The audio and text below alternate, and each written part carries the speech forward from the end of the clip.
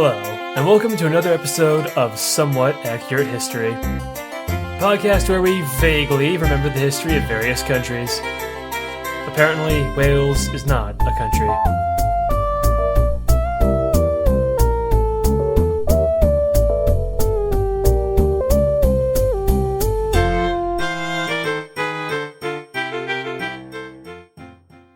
All right, Alex, we're going to do a little role play. We're going to open up the episode this way, okay? I know how much you love role playing. Okay. All right, I'm going to give you your character, Alex. All right, this is your character sheet. It's the early 1900s, and you're a Kansas farmer. Boy, do you love your farm, and man, you sure hope there's no Dust Bowl. Here's your problem, though, Alex. You can't fuck good no more. Oh, no. What are you going to do about it? Well, you hear on the radio... I don't know why I said role play. You're not going to role play anymore. I just want to do that for the intro. Oh, okay. I'm going to fucking kill you. So you set up the appointment, and you go to Doc Brinkley's hospital up there in Milford. You heard on the radio that he could fix your problem. You take the train down. You're picked up by a chauffeur named Mr. Happy. Okay. That's real. That's not a bit. Okay. You're feeling real fancy, Alex, right? But you should. You just spent $250 real 1900s ass dollars for this. So you walk into the Brinkley Hospital, and you're stunned, Alex. You're stunned. Everything's bright and new. You're in Kansas. Nothing is new there. It's minimum 25 years old. Okay. Along the walls, what do you see? You see a bunch of display cabinets, but you're not sure what's in them. It looks gross, though, right? Very modern stuff. I'm picturing this as Disco Elysium, but you're the announcer. You see some shit on the walls. You don't know what it is, but it looks gross, though. Well, Alex, do you want to attempt a perception check? Yes, I do. All right. That's rotting penises. We'll return to that, Alex. Don't worry. The doctor's beautiful wife walks you down into the cellar and tells you to wait. You hear metal on metal and a lot of muffled talking. Suddenly, the double doors open, and you're brought under the sterile white operating lights. All right? Okay. This is for your dick procedure. Okay. So you squint through the lights, you look right past it, and you could barely make out what looks like a crowd of about 15 or so doctors staring at you from the bleachers. This is all in this guy's basement, right?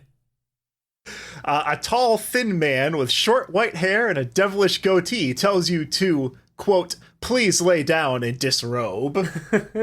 Okay. So he turns back around to talk with the spectators, and his assistant hands you a mask. You breathe it in, and the last thing you remember is the doctor's wife judo flipping a goat on the table beside you. Then it goes black. All right, Alex, you wake up 45 minutes later, and congratulations. You just got goat testicles surgically attached to your own. So this is a listener suggested topic. They posted this like fucking 5 months ago at this point. That's how long I've been reading about this crazy dude. So this is John Romulus Brinkley. At one point, he was probably the richest man in America and a pop culture icon. He was made famous for his goat gland treatment, and his story is very complicated. So I sent you the thing, Alex, and I'll have this in the description as well. He's just like this weird little guy. He kind of looks like Alex a little bit. What? You kind of look like John R Brinkley, Alex. I don't look like this chomo. Alex, I want you to know that in my Tomodachi life game on my hacked 3DS, you and Brinkley are besties, okay? So I won't let you disrespect him in this episode. I'm just letting you know this. You guys went out and you looked at the stars on the observatory, okay? Okay. So yeah, this guy, he does kind of look like a Viziepop Colonel Sanders. He's got like the little glasses, he's got like a tiny little goatee. He's kind of a weird looking guy. So I'm going to start from the beginning of his story. This is because I really, really like this guy. He is a shit. He is a shithead, but I kind of root for him. I have a problem with this, Alex. There's always these terrible people that I'm looking through the lens of history like, yeah, he's kind of a baddie, though. Was there a certain Austrian painter you would say that for as well?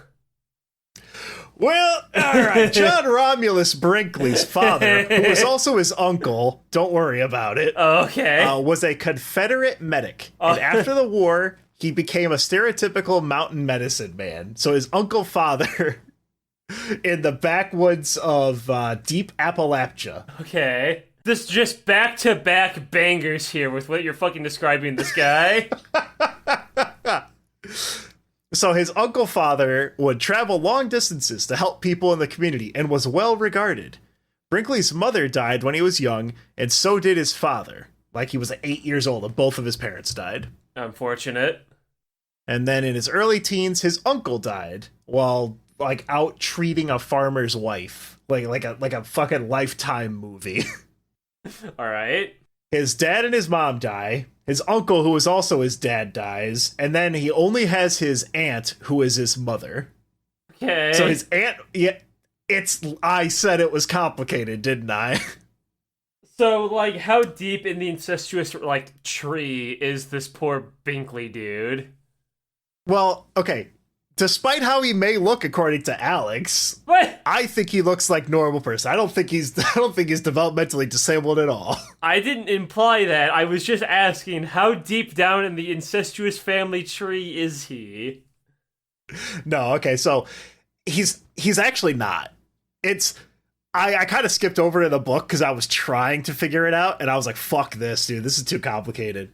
But I'll just say he's not an incest baby. Okay. I know that. There is just like breaking up and remarriages. So he was living with his aunt who was his mom, and then she moved out. It's a mess. Trust me, there's a lot more to get into here. All right. So he actually liked his uncle dad. He thought it was awesome, and everyone in the community loved him for being a mountain man, right? And it kind of kickstarted Brinkley to follow in his footsteps and try to become a doctor himself. Also, to get the fuck out of the mountains because, God, it sucks out here. So he went to school in a tiny one-room schoolhouse and would read literally anything and everything he could. Could be me. Well, I assume he did it because I will do literally anything except live right here, right now in rural Appalachia. I will read the toilet bowl, or I will read the shampoo when I'm sitting on the toilet. I'll do anything. So, Brinkley had 4 things he wanted to do in life. He wanted to, 1, and these are quotes, free the slaves, like Abraham Lincoln.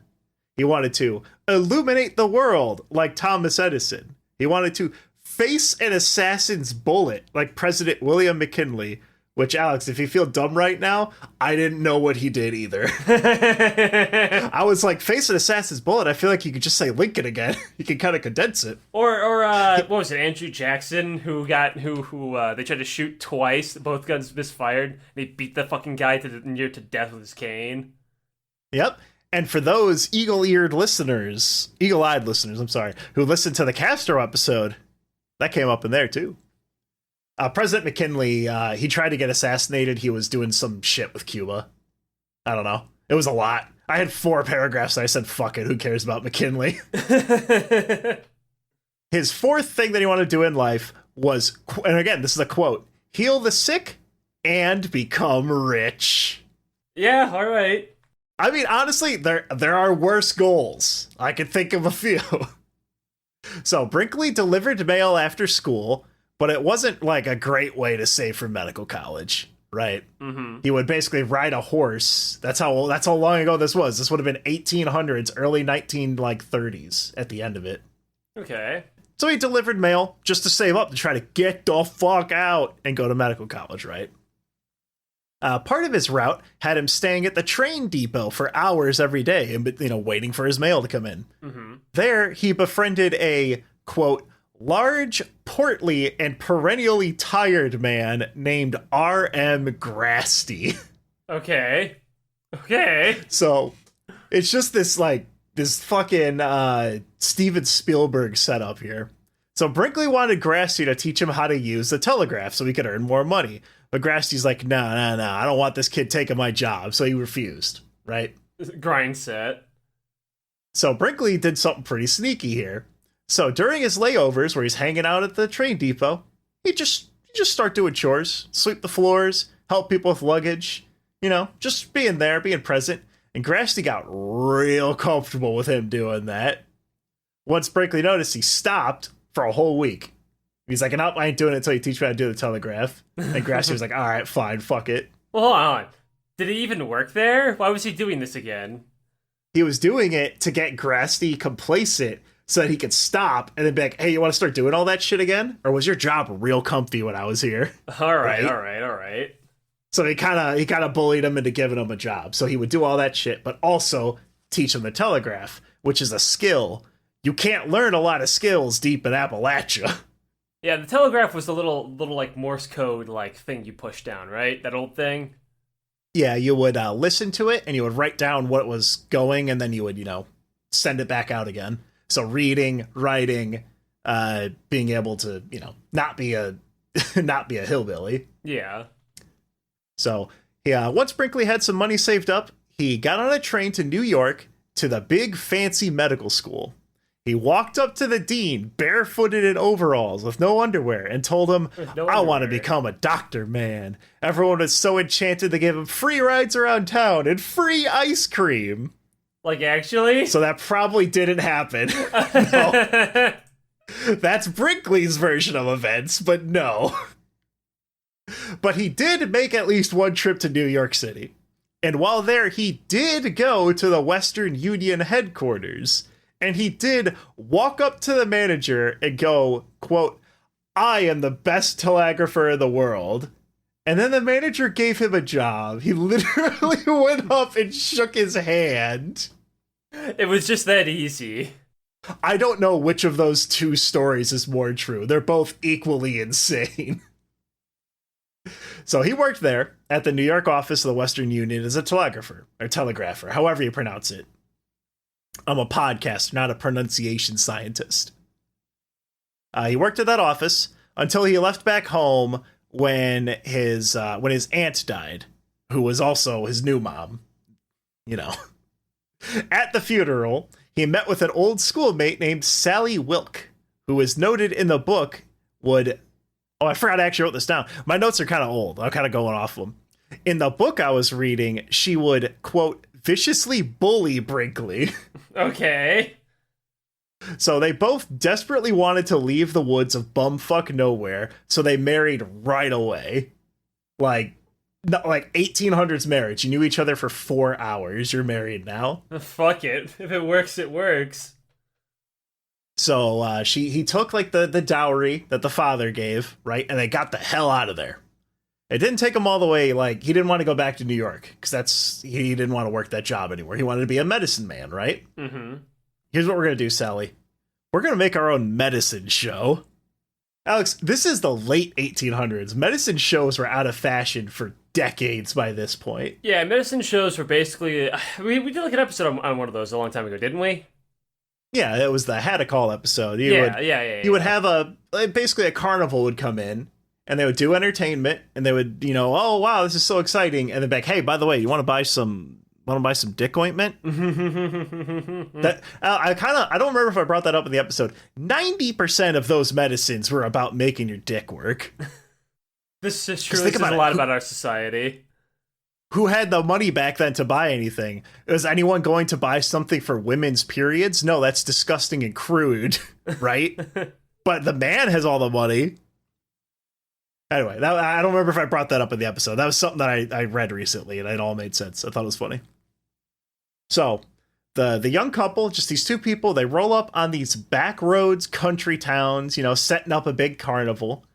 Brinkley would, he would get in there first. He would be a scout, and he would buddy up with the newspapers in the area and be like, oh yeah, my name's Doc Brinkley. I got all these totally real credentials from not fake university. You know that Jesus guy? Yeah, I think he's pretty cool. Also, I'm a Quaker because their reputation is good, and I want to steal that like the oatmeal company. So, he shows up, and he's like, I am the perfect person. You should let me into your town. And they're like, oh my god, you're so great, right? Oh my god, you're the perfect person. Come right in. Yep, and then Sally would go out, and she would just hand pamphlets to everyone she meets and tells them, hey, you should come to this place at like 4 p.m. or whatever, right? Uh-huh. And she also susses out maybe a couple industrious townsfolk who want to earn a quick $20. Yeah, Right. exactly. They'll be like, "Oh yes, I love the Dick snake oil ointment. It works just fine. I've been hard for over 4 hours." This was back. This was back in the 1800s, so that wasn't a problem yet. So Brinkley did a lot of these medicine shows in the very early days. He would refer to it later as him practicing, quote, preaching to the home folks. Okay. So, he's getting his practice in before he starts getting crazy and really going hard on the patent medicine and all this. Can I ask a question? Yes. Were there any real doctors back then? Or did everyone just kind of like wing it until they fake it until they make it? Alex, I'll get you. That one is literally the next section. Okay, I'm going to tell you right now. Here's a preview. There are 5 character classes for doctors. Oh, goody. So yeah, he hooks these people in, gets their money, all that bullshit. His big thing, and he found this was really successful, is he would pit the townsfolk against those stuffy and stuck in their ways AMA doctors. The AMA is the American Medical Association. He would be like, oh, those doctors, they're ignoring real progress, Real progress. Yep, he'd hook them in by explaining how the modern medical profession is only profit-driven and greedy, that they take bribes from billion-dollar companies to produce swill for the population and get legal protections against any and all consequences for knowingly providing inaccurate care. Holy fuck, dude. What the fuck did he fucking mean by this? But Alex, this was all 100 years ago, and we don't have that problem anymore. Yeah, that we're so much better than we were back then. We've evolved so much. So, before I go on with Brinkley, I got a cool story about the American Medical Association. All right. So the AMA was started in 1846 when doctors pooled their resources and came up with a set of rules and regulations for practicing medicine. They called their group, the American Medical Association, and would pressure all doctors they could to either join their group or be excluded from it. Okay. So, the AMA, the reason why they wanted everyone in there, ostensibly, is so they could pressure local and national governments to make their standards law for, quote, the safety of the patient. Mm-hmm. Right? I like the quote there. This is going off to a good start. America, being a young country at the time in 1846, did not have a long history of medical providers to push back against the AMA because you don't really want one group as monopolizing all healthcare aspects of a country, because that's still the case to the day. This day, the AMA gets to set these guidelines, and then America just goes, yep, sounds right, right? Like the government's like, I don't know how to do medicine. Do you? No, fucking sure, okay, whatever. Surely if the AMA have complete control over something that every single human being has to pay for, they would never, ever, ever, ever, ever, ever, ever, never bleed as much money from everyone as possible. Don't Google how government solved the healthcare crisis by Bit Butter on YouTube at 3 a.m. Happy Meal. Are you saying the system works, Tad? I'm saying this man was able to sew goat testicles into your body for decades. That's all I'm saying, and that's a good thing, actually. Anyway, the old way someone became a doctor was by being an apprentice. Okay. You would basically hang, just like any kind of gilded profession, right? You hang out with a doctor for years to, they called it reading medicine. And then once you felt comfortable enough, you would splinter off into your own practice. So the AMA changed that. So now, to practice medicine in the United States of America, you have to graduate from one of their partnered colleges. If you didn't graduate from one of those, they wouldn't view you as a valid doctor. So during this time, like the super early 1900s, there was 5 different schools of medicine. So there's homeopathy, which is curing disease using small quantities of drugs that produce similar symptoms. So, like, if you've got a burn, you introduce heat to it, a small amount of heat, right? Homeopathy is what crazy people do to poison their family. Okay. Right? Where they have those oil diffusers and they put way too much in. Like that tea tree oil, all that kind of stuff. That's homeopathy. A very, very small amount. All right. Allopathy is to use drugs with opposite symptoms to the disease. So if you're hot, do some cold about it. They're just winging this shit, aren't they? I don't know what you're talking about. Osteopaths and chiropractors. They're saying the disease comes from your bones and we gotta do crack about it. Okay, wait, hold on. So they're both bone related? What's the difference? Chiropractors believe that you can align your body in certain ways, and if you work out certain kinks in there, things flow better. Oh, like in Baki the Grappler. Yeah. Osteopaths are like, your bones are the like center of everything. Everything's related to your bone health. And then the fifth secret class was eclectics, which just kind of borrowed from everything. All right. Oh, so originally I had like a really fun description of all these and I lost it. And then I was Googling. I was like, okay, what were the 5 schools of medicine? And Google does not like to give you alternative medical info, dude. Holy shit. Even Bing wouldn't. You know how I had to find those again? I had to go fucking chat GPT. I had to ask it for the 5 classes of medicine because Google did not want me to see that. Anyway, it's great. Everything's awesome. Everything is great. Nothing ever happens, Alex. Nothing ever happens. So the medical show thing isn't really panning out. They were too young and too late to be successful at it. So they have their first child. Okay. And they're settling down in a basement apartment in Chicago.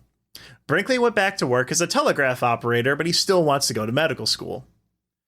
He has a chance meeting with a fella at Bennett Medical College, and he's like, hey, listen, man, your tuition is $125, which is equivalent to like $2,000 now.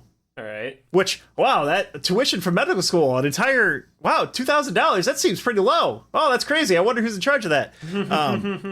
So that was too much for Brinkley at the time. So the guy's like, all right, listen, you can't do $125? All right, how about this?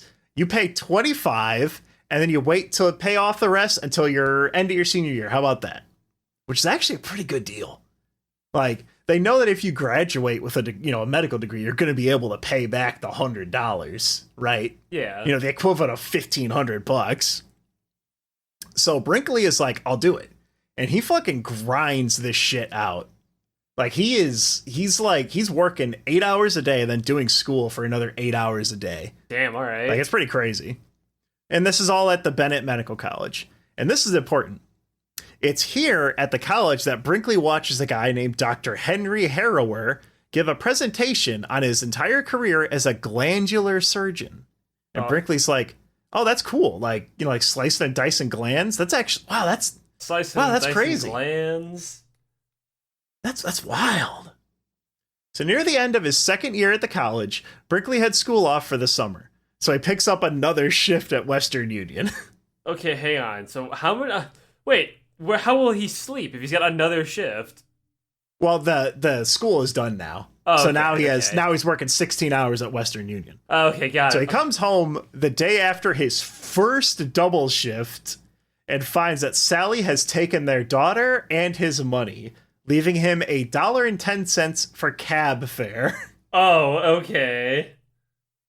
So she had a note there, and the note was saying after 2 years of barely ever seeing each other, she wanted a divorce.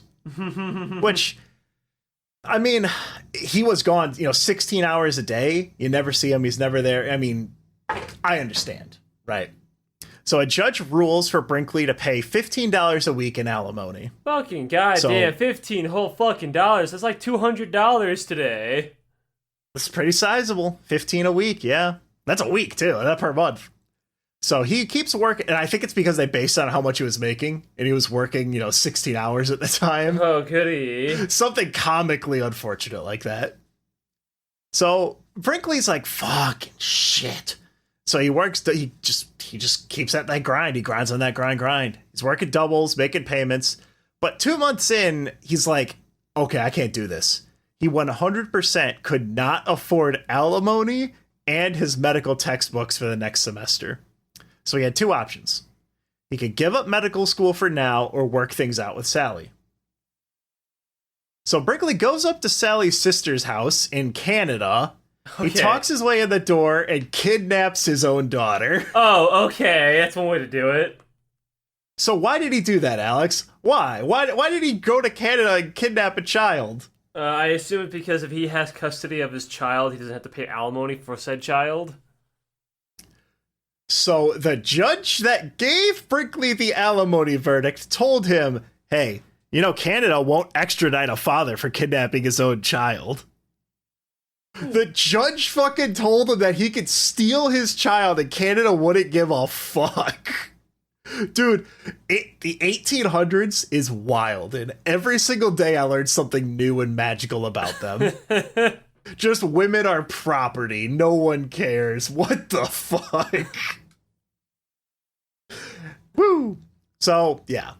So, Sally dismisses the alimony order, and the family returns to Chicago to live happily together forever. Okay. Okay, no, she like 6 months later, she just left. She went home to North Carolina. He's like, I'm getting the fuck out of here.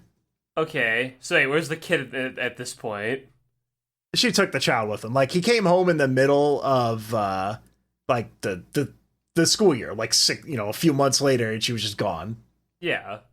Brinkley wanted to stay with the family, so he writes the North Carolina Medical Board and is like, hey, listen, I'm not fully licensed, but if I move there, can I just like set up a clinic anyway? And they're like, yeah, no, that's fine, yeah. So again, Alex, this is the 60s. You could just do that. You can call up North Carolina and say, hey, can I open a doctor's office? I know you guys got fucking slim pickings for North Carolina doctors. I guess you can take what you get. It was a different time. Women were property. You had opportunities back then. Opportunities to own women. So yeah, their marriage didn't fix itself. So he goes to North Carolina and he opens his very first practice. So he does pretty well for himself and manages to save up like a nice bit of cash. Nice, but not enough to pay back his full tuition to the medical school. You know, not suspicious at all, by the way, but the next 5 years, Brinkley is moving between a bunch of different, just all over the country for, job reasons and not avoiding debt collectors from my college reasons. At one point, he's in St. Louis, and he comes across the college there that's like, hey, listen, you want an undergraduate degree? Yeah, sure. You just have to show us proof that you actually attended that medical school. So Brinkley's like, oh, man, you guys were reaching for me? Oh, my God, I was just about to call you. Can I have my paperwork? And they're like, no, we are not going to send you shit until you pay your tuition. So Brinkley's like, okay, all right, I'll pay you right away. So Brinkley forges the document instead. Oh my God. So with his undergraduate degree, Brinkley went to work in Tennessee with a man named Dr. Burke. Dr. Burke was not a doctor. Oh my fucking Dr. God. Burke did not have a medical license. Neither of these doctors had a medical license or anything. But you know what Dr. Burke did have, Alex? A big heart. He had two things, actually. He had several offices in the area and the world's largest syphilis museum. How do you have a museum for syphilis? You preserve it in like the formaldehyde. You just have all the different stages that your dingle-danger will go through.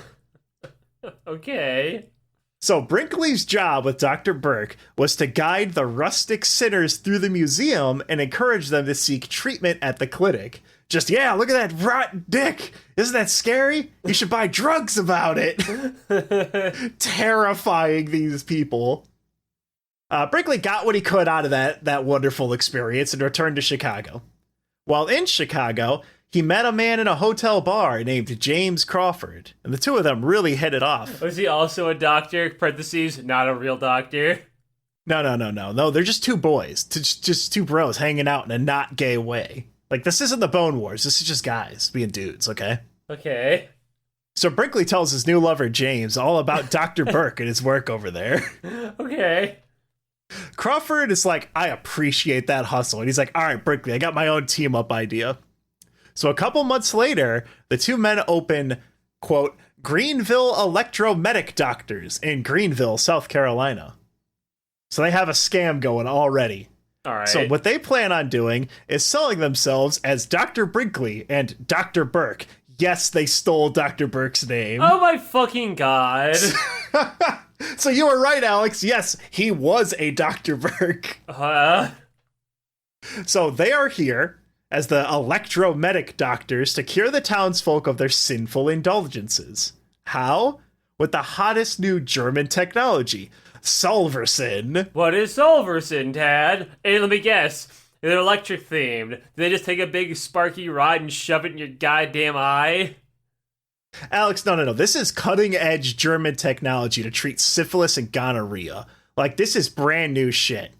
But they did not have Solversan. They had $400 bottles of distilled water and food coloring. Oh, okay. So business is good.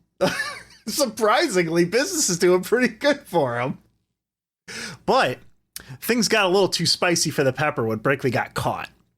So if business was slow, Brinkley would often make a big deal of throwing his coat on and rushing out of the office, right? And hopping on his horse and furiously charging off towards the nearby town, right? Making sure everyone knew that he was big, an important man of honor, and he's needed out there. Oh my god. Until one day a local child follows him out there and he finds Brinkley having a nice picnic about a mile outside of town. Okay. So they all caught on that he was lying. There was no emergency. He was just trying to look fancy. Yeah, exactly. So Brinkley and New Burke skip town back to Crawford's safe house in Memphis, Tennessee. Safe house? Yeah, they went to their old Wild West safe house, dude. I like to think it was his parents' house. The reason I bring this up is that here Brinkley meets a woman named Minnie. Quote, "It was love at first sight. She was lovely, vivacious, fun to be with, and 21. They were married right away. Now, Alex, did you notice something that seems to be missing from that story? He never divorced Sally. Oh. I wonder if that'll come up later. Oh, no. So wait, didn't she file it? She filed it for a divorce, though, didn't she? But then she threw it out because he kidnapped the child. And then she's like, yeah, sure, we're married. And then 6 months later, she fucking booked it. Yeah, okay. And then he moved back there. And then I guess he just said fuck it and went hanging out with Dr. Burke. I don't know when I think he just stopped moving states after that. And Dr. Burke's palette swap. Yeah. Fake Dr. Burke. If Dr. Burke is Toki, Dr. Burke 2 is Amoeba. For the normal people, I'll say one is Ryu and the other one's Ken. Okay. So Brinkley and Crawford, they part ways over some ratting out business. And Brinkley comes across a brochure for the Eclectic Medical University in Missouri. Ah, eclectic. That means he does everything. He writes to school telling them, hey, listen, I've had a little over, I had 3 years at Bennett Medical College. And can you guys just get me in for the final semester? And they're like, we are desperate. So yes, can you get Bennett Medical College to send us proof you did 3 years? And Brinkley's like, absolutely. Oh my God, at Bennett College. I was just about to call you. This time he's like, okay, here's your money. And they finally give him his actual credentials. So he does his final year at the Eclectic School of Medicine. And he's ready for the final exams. But there's a slight problem. So remember the 5 character classes of medicine? Yes. The most powerful ones are the allopaths, and they control the State Board of Health for Missouri, because that's the American Medical Association approved school of science. You put the hot on the cold, you put the warm on the chilly, you put the wet on the dry. All right. That's medicine. That's our entire system of medicine. There's also Chinese medicine, which does come up later. That's the secret character you get for beating the time trial mode. Oh, God. So what was the problem for the eclectic school? So the filthy allopaths control the State Board of Health. They wouldn't allow these filthy lessers to take their licensing exams for anything less than $500.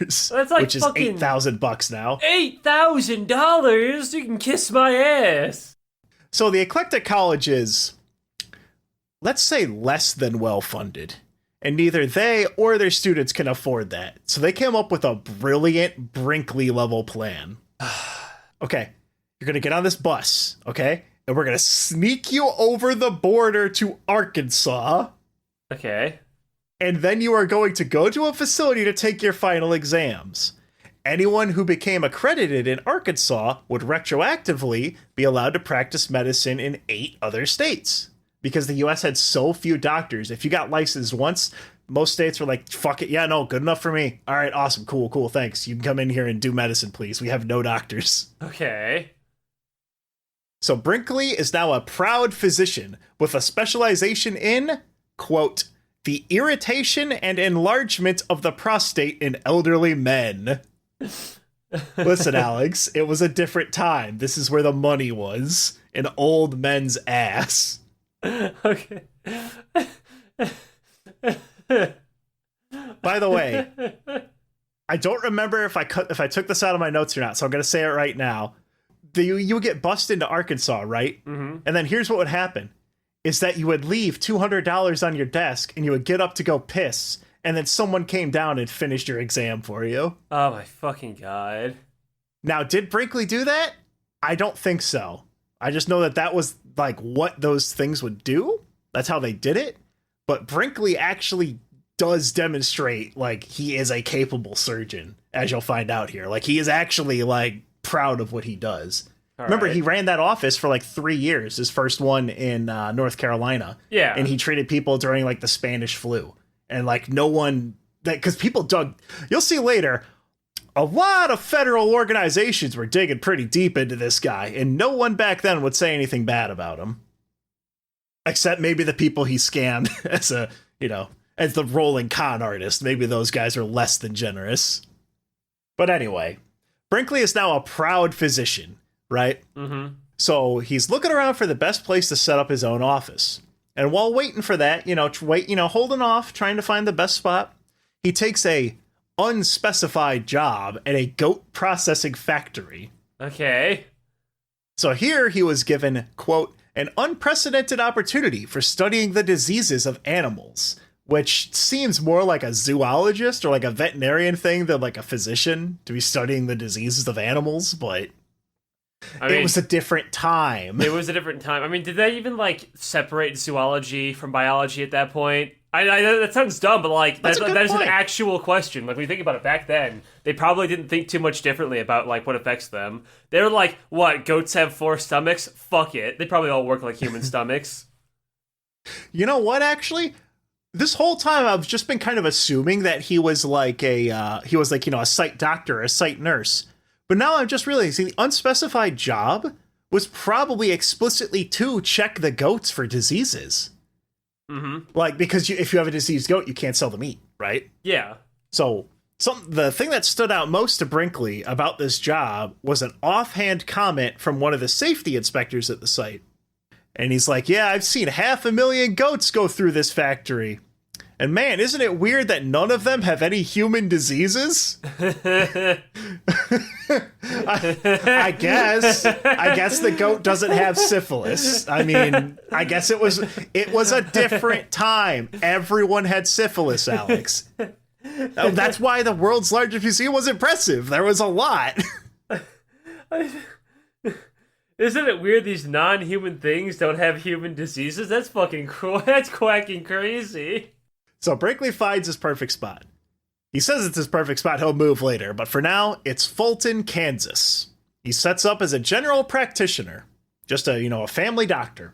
And he does good work, just cares for the community, he does the house calls, does all that stuff. But Alex, practicing medicine isn't, an exact science. It's also about politics. My fucking god. So Brinkley gets his first dabble, his first little taste of politics. So at this time, John Romulus Brinkley had a pet canary. I say had because the mayor's cat ate it. Brinkley diplomatically shot the cat with his gun. The mayor did not like that and trashed Brinkley in his newspaper column, saying he was unhinged and shot my fucking cat. Brinkley responded by announcing his own candidacy for mayor. Brinkley won in such a landslide that the other mayor sold him his newspaper and left town. Okay, so hold on a minute. So you tell me this guy. This guy is a con artist, adulterer, goat gland specialist, doctor, not a vet. He's specializing in, what was the fifth science? Well, no, he specializes in eclectic medicine, and he's not just, he's got his specialization in the irritation and enlargement of the prostate in elderly men. Don't forget it. And he's a mayor. Alex, what if I were to do, I'm going to give you a look into the future. Do you want to know how Brinkley signs his checks? He's literally writing his entire, job description, which is 5 jobs in one. John R. Brinkley, B.A., M.D., L.L.D., S.C.D., Chief Surgeon of the Kansas General Hospital. I mean, every honestly, check. Listen, I'd do it too, man. I would flex that shit everywhere I fucking walked. So World War I is happening, and Brinkley is drafted into the Army Medical Reserves. And he's a soldier. So Uncle Sam has him and 11 other men board a hot-ass train to Houston to get to the army base that he'll be working in. They have a layover in a Mexican border town named Del Rio, and they have a weird interaction. A random passenger steps into their boiling hot boxcar and goes, "Oops, I seem to have 12 ice-cold beers in this cooler. It's so heavy, I think I'll leave it here and close the door. Goodbye." Okay. So, you weren't supposed to drink on the job, right? But, I mean, he just left it there and closed the door. Which, by the way, if he closed the door, they all instantly died. Because it, climbed up to 400 degrees. But Brinkley will remember this. So, anyway, they get to there, and Brinkley is put in charge of 2,000 new recruits who, quote, should never have been allowed to enlist. Brinkley, because it's World War I, we're desperate. Brinkley says he worked with men who had their hips displaced, people bedridden with measles, and months of constant work. He claims he was only getting 3 hours of sleep until he collapsed from exhaustion. Then, after a month, despite his reluctance to leave, he was honorably discharged with a case of exhaustion. You can just be discharged from being too eepy. If you're chronically eepy. Chronically eepy. So official army records show Brinkley spent 2 days at the camp before being placed under observation for nervous exhaustion, then discharged a month later. Okay, he didn't even last a few days. Again, Alex, there's 2 equally plausible versions of events. It's a coin flip. Anyway, so he gets back home to Fulton, Kansas, and he makes an interesting discovery. He's like, people out here are willing to pay a lot of money for doctors to make house calls out there in the boonies. So he does some research. He's like, what if I move out to one of these yokel towns? I'll be the only doctor around, and I can undercut the expensive house calls that other doctors make. Right? So that's a good business plan. So he moves into a small town in Kansas named Milford and buys the old pharmacy as an office. Right? He buys the old pharmacy, he sets up shop. Couple weeks in, and things are going great. He's doing it. He's doing what he always wanted to be. He's a doctor for a small town. They love him. He's great. They're the simple folk. They got a lot of syphilis. That's okay. There won't be a Dust Bowl in 20 years that fucks this whole place up for decades. It's not going to happen, Alex. Stop saying that. So an anonymous farmer comes in one day and asks to speak to the new doctor. They go into the tiny back room and chit-chat for a bit. They talk about Brinkley's history, talk about how there will never be a big Dust Bowl. Goddamn, I was really thinking about the Dust Bowl. Normal stuff. Whatever, it's fine. I'm getting a little ahead of myself, I guess. There's a lull in the conversation, and the farmer he finally tells Brinkley what he came in for. Quote, "I'm all in, no pep, a flat tire." So his dick don't work, obviously. Oh, okay. Yeah, the farmer and his wife can't conceive their second child. He's hoping the doctor might be able to help. Brinkley thinks about it. He honestly thinks about it. And he tells him, "I have treated sexually weak men with serums, medicine, and electricity, but nothing offers a permanent solution." he tells the guy, and the farmer was, he was pretty upset. He's like, oh, damn, I guess that Dust Bowl is gonna happen. Why did you write the Dust Bowl in your notes so often? What else do you know about Kansas? Superman wasn't born yet. What else? I got so little to work with here. So he tells the guy, he's like, all right, listen, I know you're upset. He's like, you wouldn't have any trouble if you had a pair of those goat nuts in you. I don't know if they had goats, or because there wasn't any goat nuts in his office. He just kind of says that to him. I assume it's like an autistic weirdo guy thing to say. Like, he's obviously upset. He tells him you should put some goat testicles in you. It's just a very awkward moment. And the farmer just goes like, will you do that for me, doctor? I'd be right happy to. So Brinkley tells him, like, no, I'm not going to do that. You can't take the parts of a lesser creature and mix them with a human. But the farmer insists. He tells Brinkley, I will literally bring you a goat in 3 weeks. So no balls, pussy won't. Do it. So it was never even his idea that started this. Some fucking random farmer thought of this shit up. Yeah, this desperate farmer who really wanted an extra pair of slave hands to work on his farm. I mean, you needed those back then, bro. Yeah. So, yeah, Brinkley's like, all right, fine, I'll do it. So as absurd as it sounds, and like how it sounds like the setup to a racist joke, a goat, a farmer, and a doctor meet behind the pharmacy late at night. And 2 weeks later, the farmer comes in with a big smile and a $150 check for the good doctor.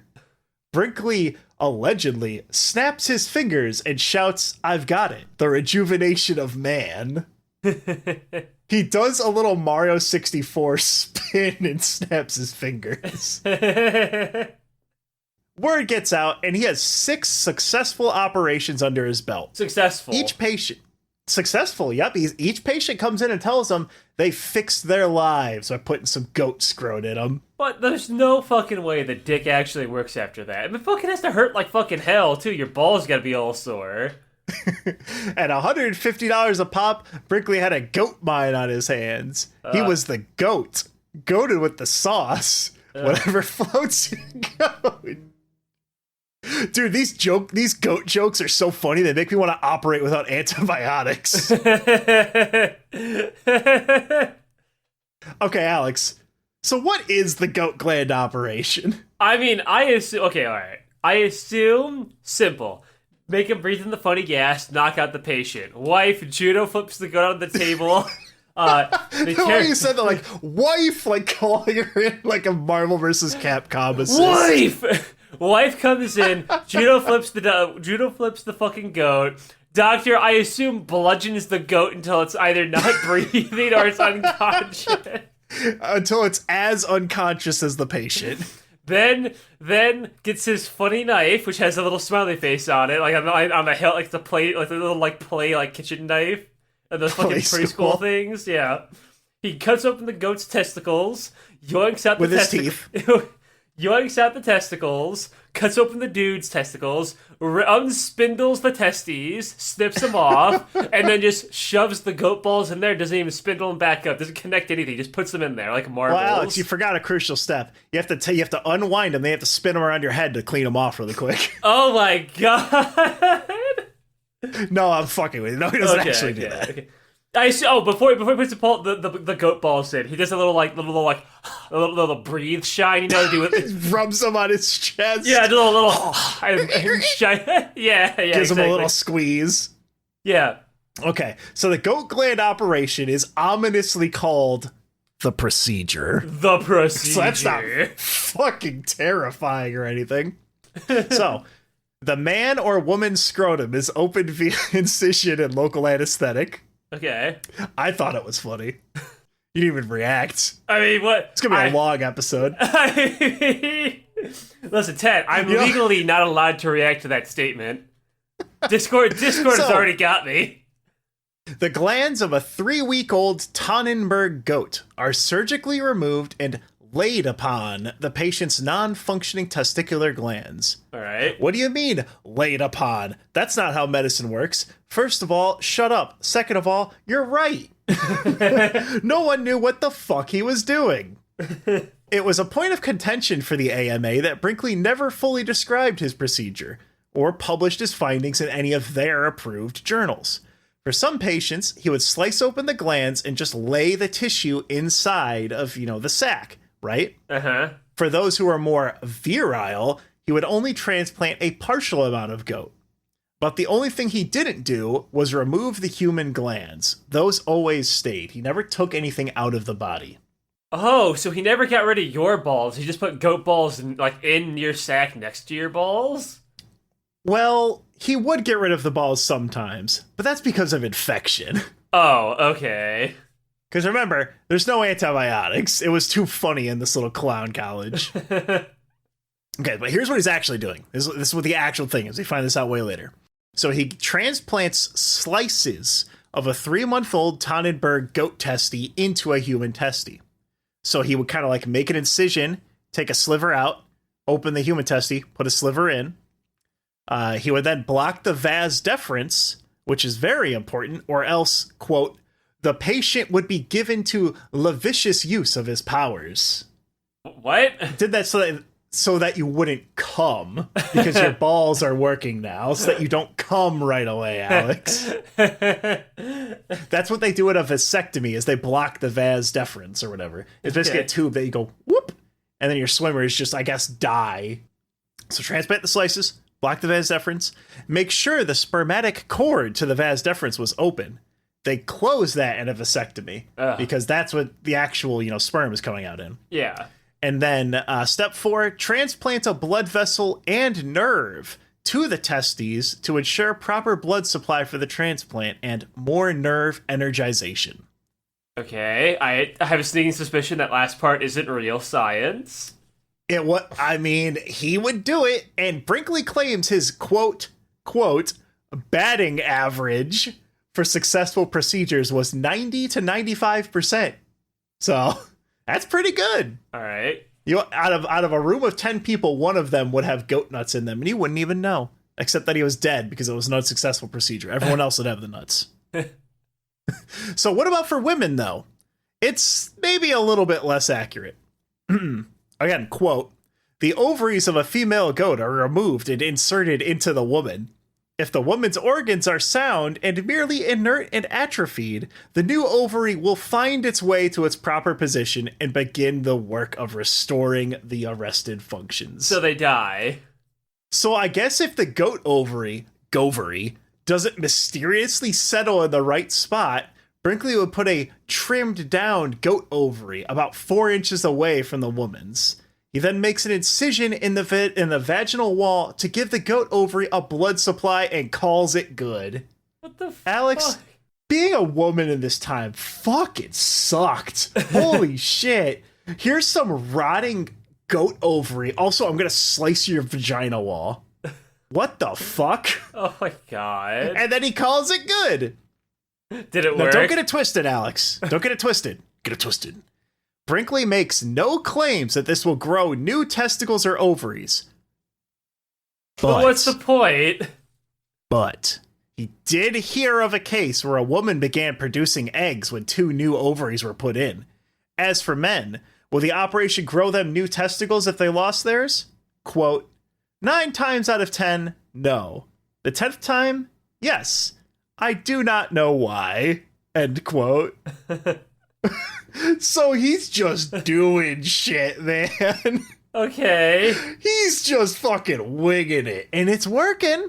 By the way, that first guy that got it done, they did have a son. Alex, can you guess the son's name? Goat? It was Billy. Billy. And Brinkley would later bring Billy on vacations around North America and show him off to people. Here's Billy the goat kid. Yep, here's Billy the freak. The homunculus.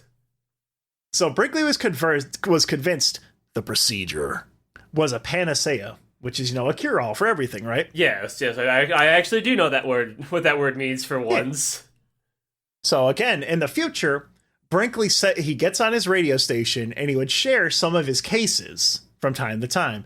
Cases such as men who had lost their hearing for 16 years could now hear a watch tick after the procedure. The procedure would give women larger breasts and their wrinkles would fade from their skin. The procedure also cures chronic constipation, eczema, and psoriasis. I don't even know what the fuck psoriasis is, dude. In the case of very fat people, he points out a comically large fat man of 250 pounds. The operation trims them down to human weight. I imagine he just has his little fat guy behind him. He points to a comically large fat man over there. One of his stories that he tells is, and this is all like stuff that was happening during this time. A family approaches Brinkley for help. You see, their son has suddenly gone insane and tried to murder his mother and father. He attempted to kill Brinkley when he approached and, quote, it was necessary to open a bottle of chloroform and throw the anesthetic in his face and eyes. Less than a week after the procedure, he was in his right mind and has been so since. He admitted to fucking blinding the dude. I mean, listen, if he was trying to kill him, he was just going, pocket chloroform, and just fucking throws it at him. He describes it like he's fucking Sherlock Holmes, intricately planning it out. All right, my favorite townie story is when the Stitsworth came into the pharmacy asking for Brinkley to perform the procedure on their cousin in an insane asylum. Okay. Brinkley examined him, he's not a psychiatrist, by the way, and determined that he was suffering from self-abuse, aka onanism. Alex, can you go ahead and Google that really quick? O-N... If you can do this at home, you can follow along. O-N-A-N-I-S-M. Can you tell me what that is really quick? Masturbation. So Brinkley strapped this horrifying, crazy person down, stuffed 2 fresh goat balls in him, and legends say, and this isn't me making a bit, he claims this, that man went on to become an executive at a Kansas City bank.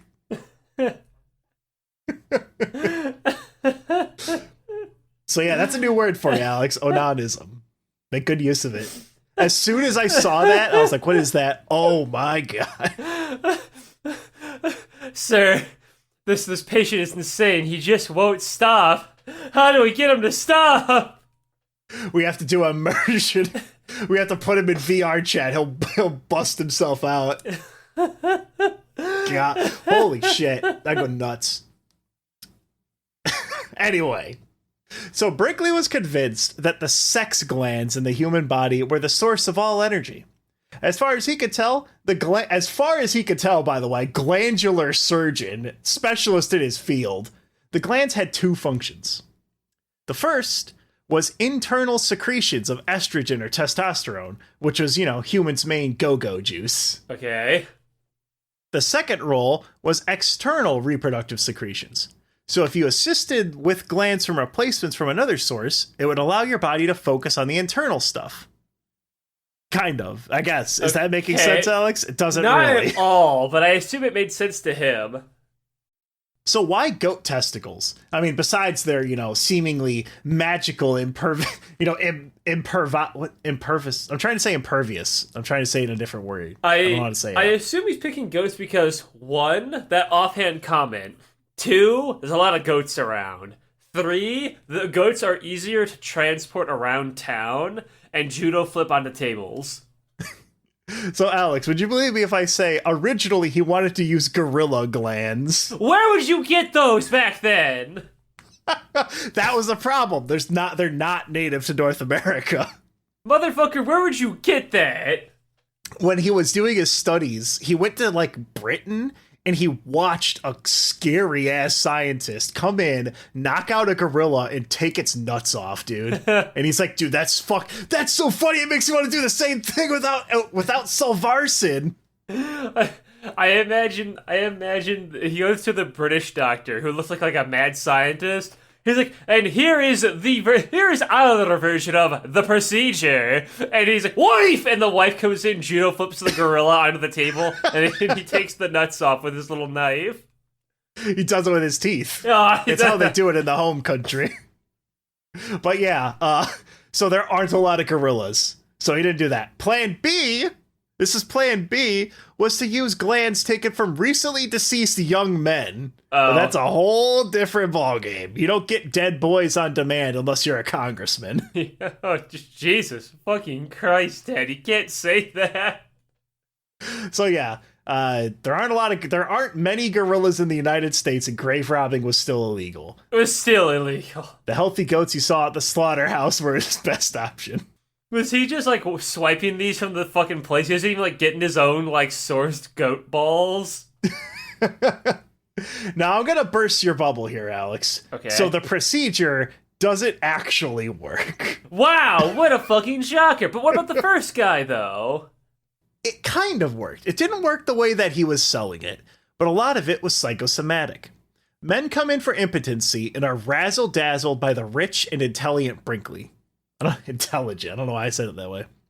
What would happen is that after the procedure, you're supposed to return to the hospital several times over the next month. And in these checkup exams, you'd be given a shot. A shot of testosterone. Oh. So when your checkups are over, you notice the effects start to fade in a few months, and then you're right back for another round. Because it's never a cure-all, it's supposed to boost you for a while. So Brinkley's getting a big head at this point, right? If he wanted to right now, he could go get gorilla testicles. That's how much money he has. Okay. He thinks that he's God's gift to xenotransplantation, and that he shouldn't be bound by the rigid ethics of the American Medical Association, who are the jealous sheep of the allopathic practitioners. Oh my God. By the way, surely this is unrelated, but the AMA kicked Brinkley out of the organization for excessive advertising the same time he was getting a little upset, but I'm sure it's a coincidence. Excessive advertising. So about that advertising, Brinkley is a showman, and he knows the only thing worth more than gold is reputation. Unlike other doctors at the time, Brinkley would actually not refuse patients who couldn't pay.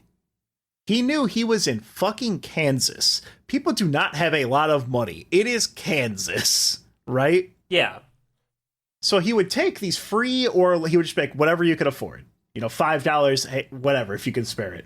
And he did that, one, because it kind of fed into his own ego, right? Because now everyone loves him, he's great, he's awesome. Yeah. But it really does set the groundwork for people to see him as, a pretty cool dude. So he places an ad in the Kansas City Star, which is like the biggest newspaper in the state. And he tells them, hey, I'm looking for an advertising expert to grow my business. Someone answers, the man comes out from the big city and takes a look around his tiny ass pharmacy office. And he's like, listen, man, unless you got a cure for cancer, I got nothing to work with here. It's just dirt outside. It's just dirt outside. There's no Superman. There's literally nothing. All right. So he's like, you're doing well here. You should just settle. Brinkley calls him over and is like, all right, I do have something. You ever heard of goat testicles? Oh my fucking God, Brinkley. So I think this is one of his most devious plans. So obviously, Brinkley already knew how to advertise. He knew his goat gland shit. He knew it was a big deal. He did not need this guy to grow his business. But you know what he did need? He needed a fall guy if he ever wanted to bail out. Oh. So what he can do is he's got the fountain of youth. He's got the goat gland procedure. He doesn't need anything. But he can hype up this big city advertising agent as a safety net. If shit goes sideways, Brinkley can go, oh, well, I'm just a humble doctor. I don't know nothing about no advertising. What they do is they collect testimonials from his patients and publish them in a booklet. Then they mail that booklet to the 100 largest newspapers in America and Europe. Only 2 papers actually run a story on him, but he was lucky enough that a guy named fucking J.J. Tobias sees the story. The fuck are these names, dude? That's the most 1800s name I've ever heard in my fucking life. Tobias comes in, he gets the procedure, and he comes out of it a new man. Like, he's jumping and clicking his heels together, doing cowboy yeehaws. So, Alex, J.J. Tobias is the chancellor of the University of Chicago. He invites Brinkley to Chicago for the annual graduation ceremony and gives him a degree. Okay, can he do that? You can just do that. You can just give actual degrees to the doctors in bumfuck Kansas who slipped a couple goat nuts in you. Awesome, cool. So now he's got a license to practice in Arkansas. He's got it in fucking Pennsylvania. He's got Illinois. He can go anywhere. So his practice exploded after this. Mm-hmm. Not actually. But you would believe me if I said his fucking thing exploded, right? This is an insane story already. Yeah. So no. So his practice blew up and he needed a bigger building. So Minnie had received an inheritance just a few weeks prior, and they spent it all on buying 10 acres in downtown Milford. So what they were going to do, they took out a whole section of town and they constructed a hospital named the Brinkley Jones Hospital and Training School for Nurses. This is where you were at the start of the story, Alex. Okay. Is this hospital still around by any chance? As a historical site, I believe. Okay. This hospital, it had an X-ray machine, very fancy at the time, a full surgical wing, its own goat pen in the back. Of course. And, Alex, it had the new world's largest syphilis museum. Okay, cool. So he took Dr. Burke's idea and it just made it bigger. He had twice as many rotten dicks in there, This Alex. poor Dr. Burke guy is just getting fucking hoed. And he's like, where the fuck is he? Like Kentucky or some shit? So to lend an air of legitimacy to the growing operation, Brinkley tells Minnie, he's like, hey, why don't you go down there and you get your own medical degree with a specialization in nursing? So they're like, okay, well, sweet. Where can I go get that at? I know just the place. The Brinkley Jones Hospital and Training School for Nurses. Now, Alex, wait. Before you go thinking it wasn't legit, her diploma was signed by the president and vice president of the school. The president, John R. Brinkley. Okay. The vice president, Minnie T. Brinkley. Okay. So she went and studied super hard and got her own degree. Okay. So, by the way, him moving to Milford, opening his hospital and all this shit happened within like a year of when he was working at the meat plant. Like, he's fast. This is why Brinkley got so big the way he did. He fucking is on that shit. He is always on the grind looking for an opportunity. So he has his hospital now. It's fucking fancy. It's amazing, right? It's beautiful. Yeah. But he needs amenities to actually run the hospital. So he takes his own money and reinvests a shitload of it into Milford. He pays for a full plumbing system for the town, for running water, sewage, electricity, garbage, paved roads, and a high school. Milford really was like a nothing town, dude. It had dirt fucking streets. There's literally nothing there.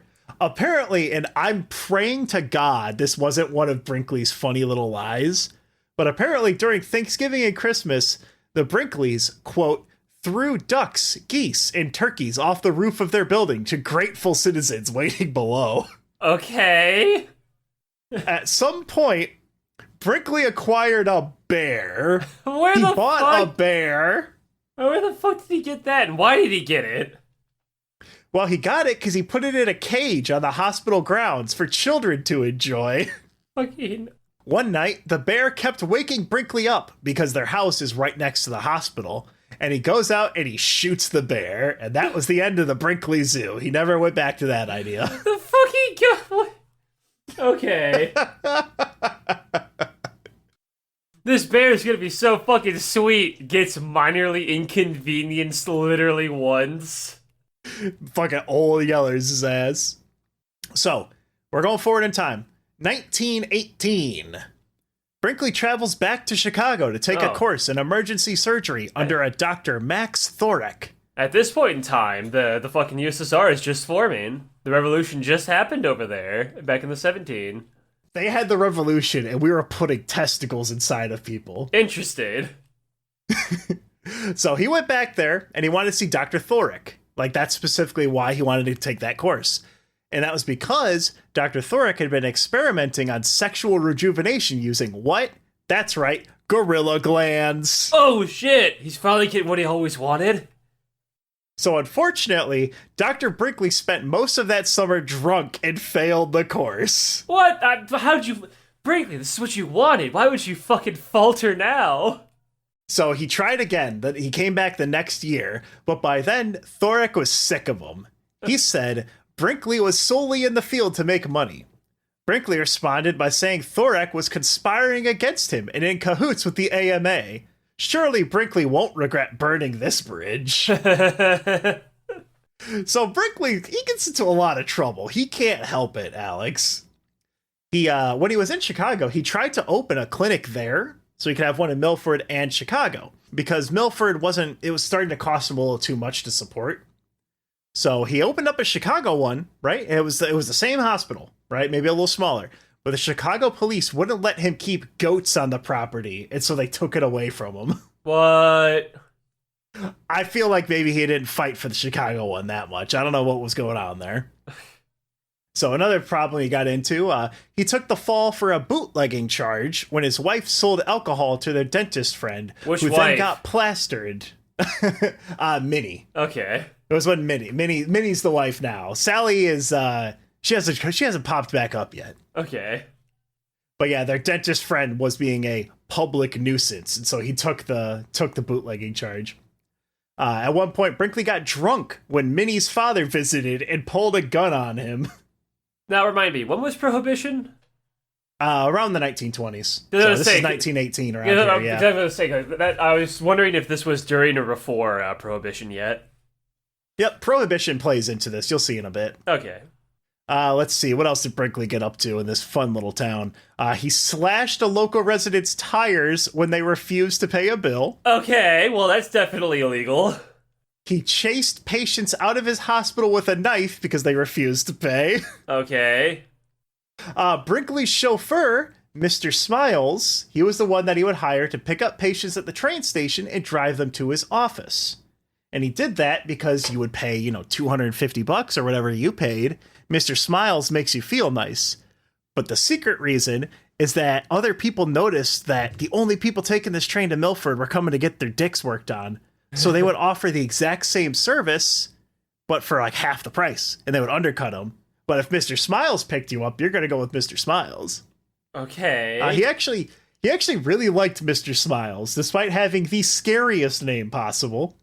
And he gave him a job at the hospital. What job do you think he gave Mr. Smiles? Yeah, it was a doctor, Alex. Why did you think it would be anything else? So he didn't go by Dr. Smiles, though. He went by Dr.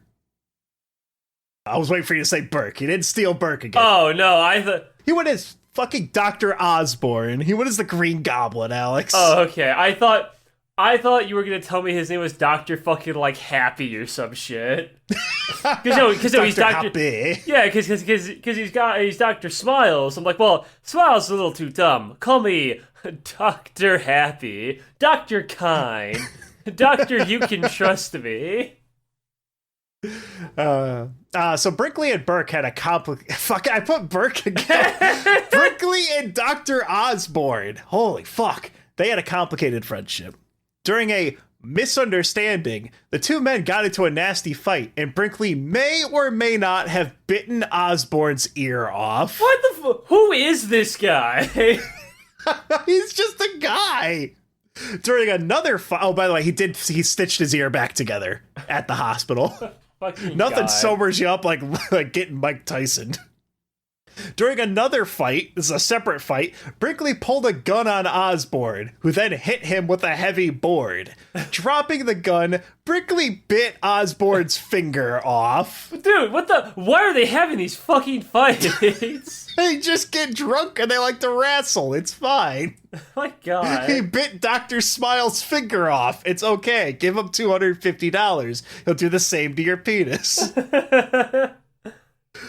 One day, Brinkley is called in for an emergency appendectomy. That's when your appendix is literally going to burst and you have to get it out or you are going to fucking die in pain. Yeah.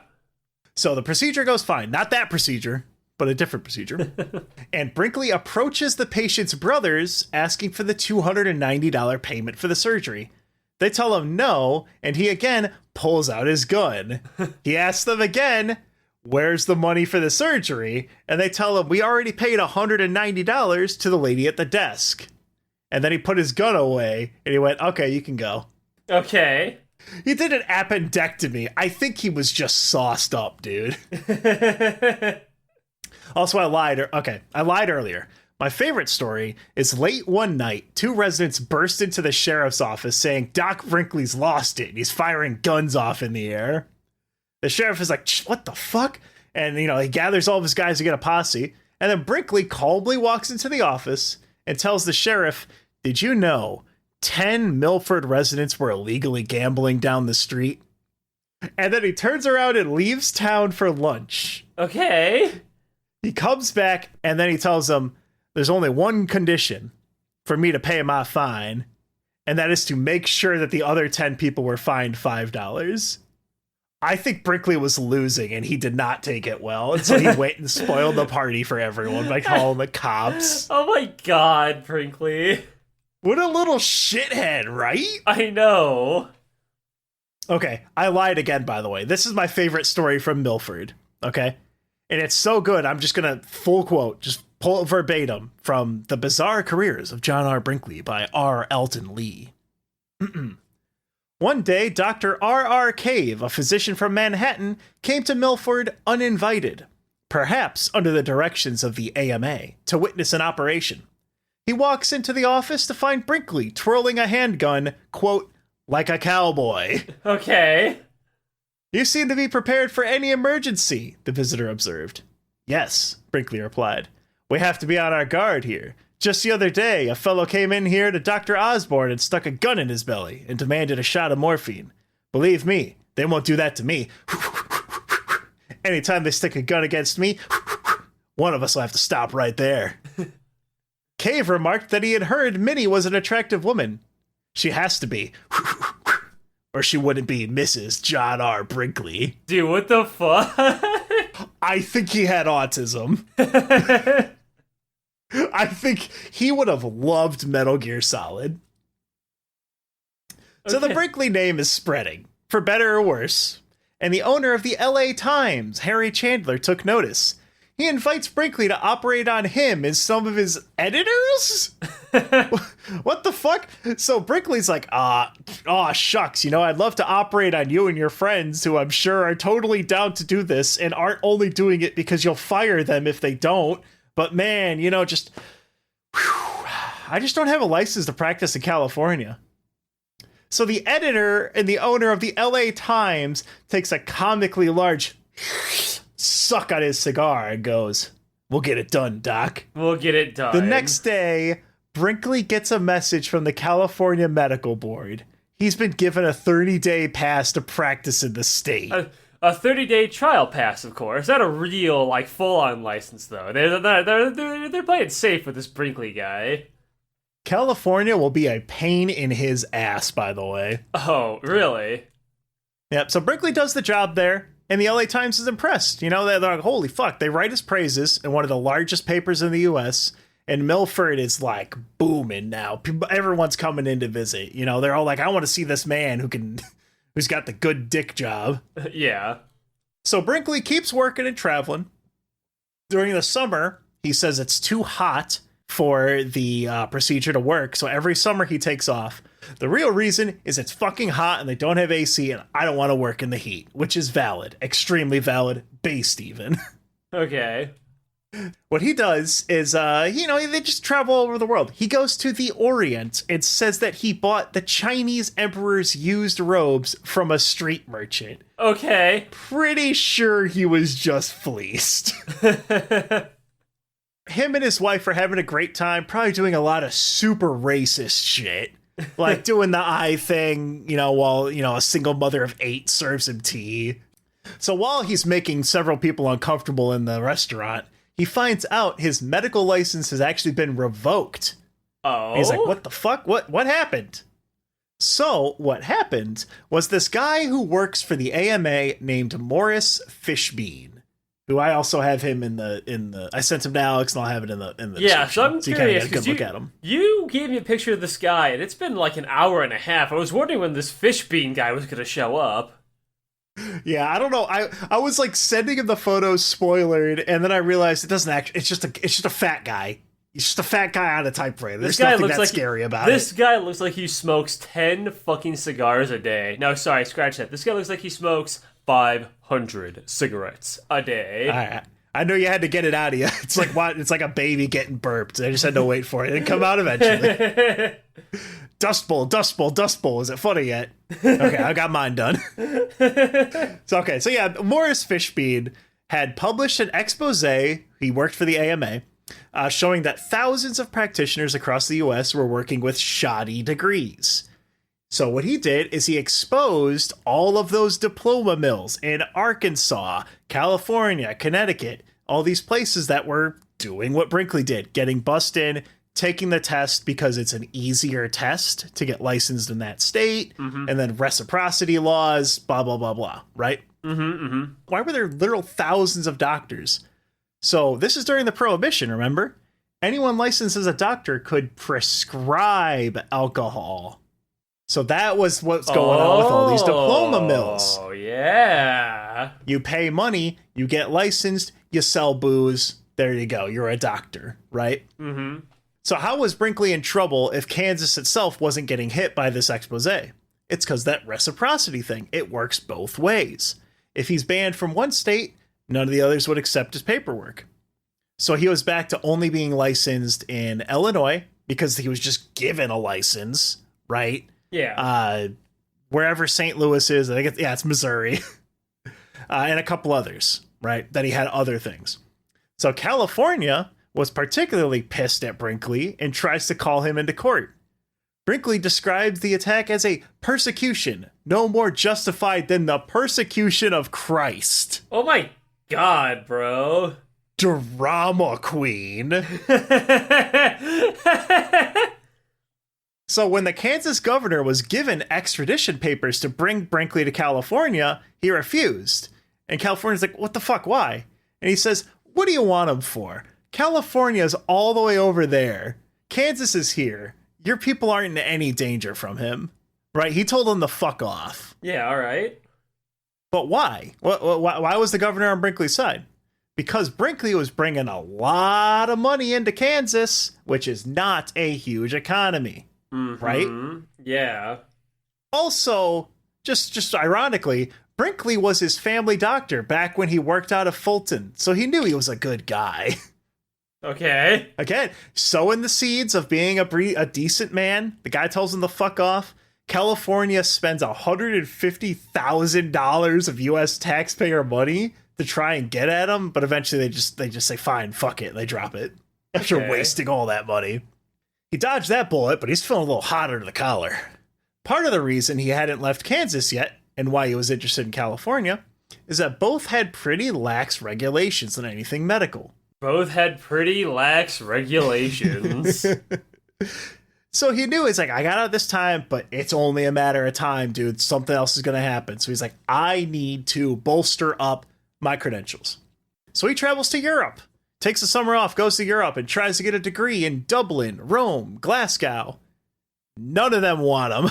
Okay, why not? They're like, who is this guy? They look him up and they're like, oh, he's a quack. No, I'm not interested in him having that. But he did get a response from the University of Pavia in Italy.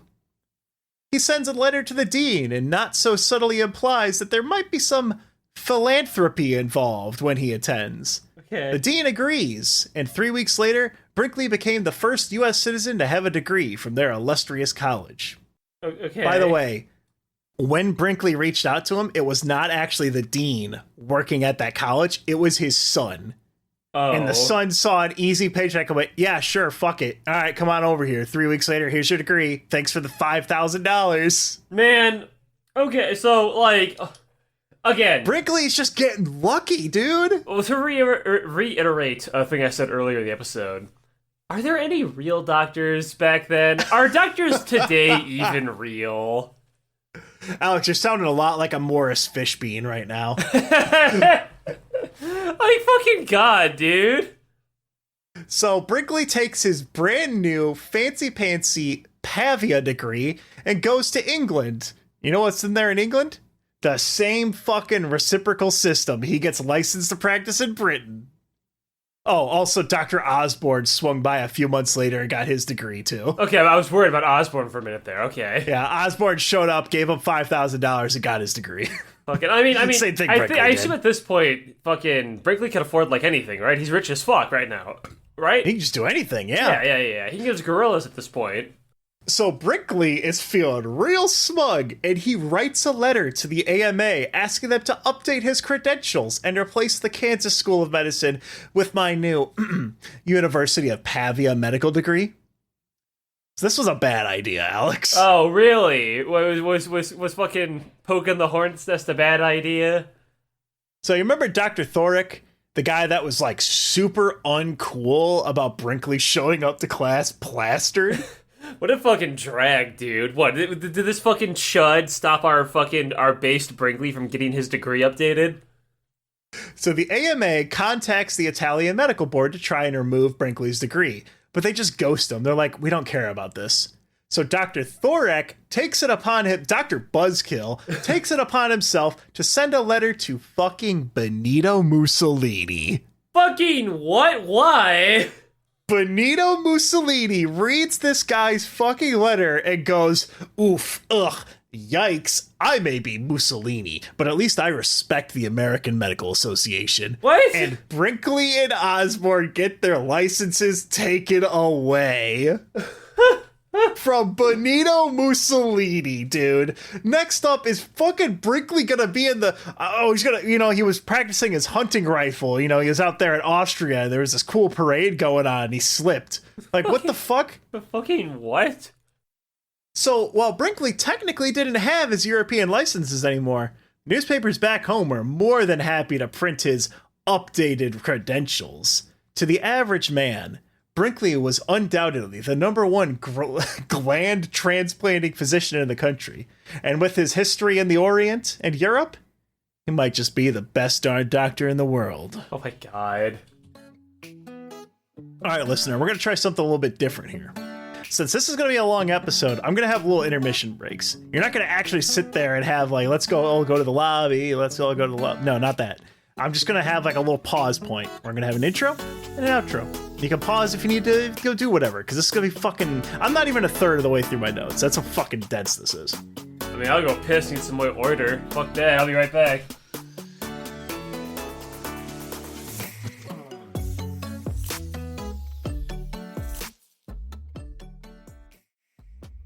All right, and then we're back from the amazing intermission. Alex, what's the fastest land animal on Earth? A cheetah? A Tannenberg goat walking past the old Brinkley place. Oh, okay. That's a real joke. I read that in my 600-page book I read for this episode, and it brought me a little bit of joy. One other thing I wanted to mention: it wasn't entirely out of left field that Brinkley was like, "Yo, what about those glands?" I mentioned that other guy, Dr. Thorick, who was doing the gorilla stuff. Yeah.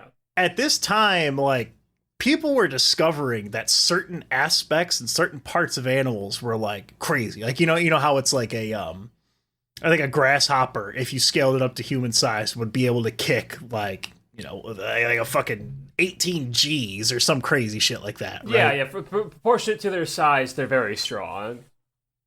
So it was around this time that people were starting to notice on things like that. So, I mean, gland crazy. You would say everyone could do everything because of this gland in their body. So the idea that glands could do something like this, I mean, it wasn't entirely crazy.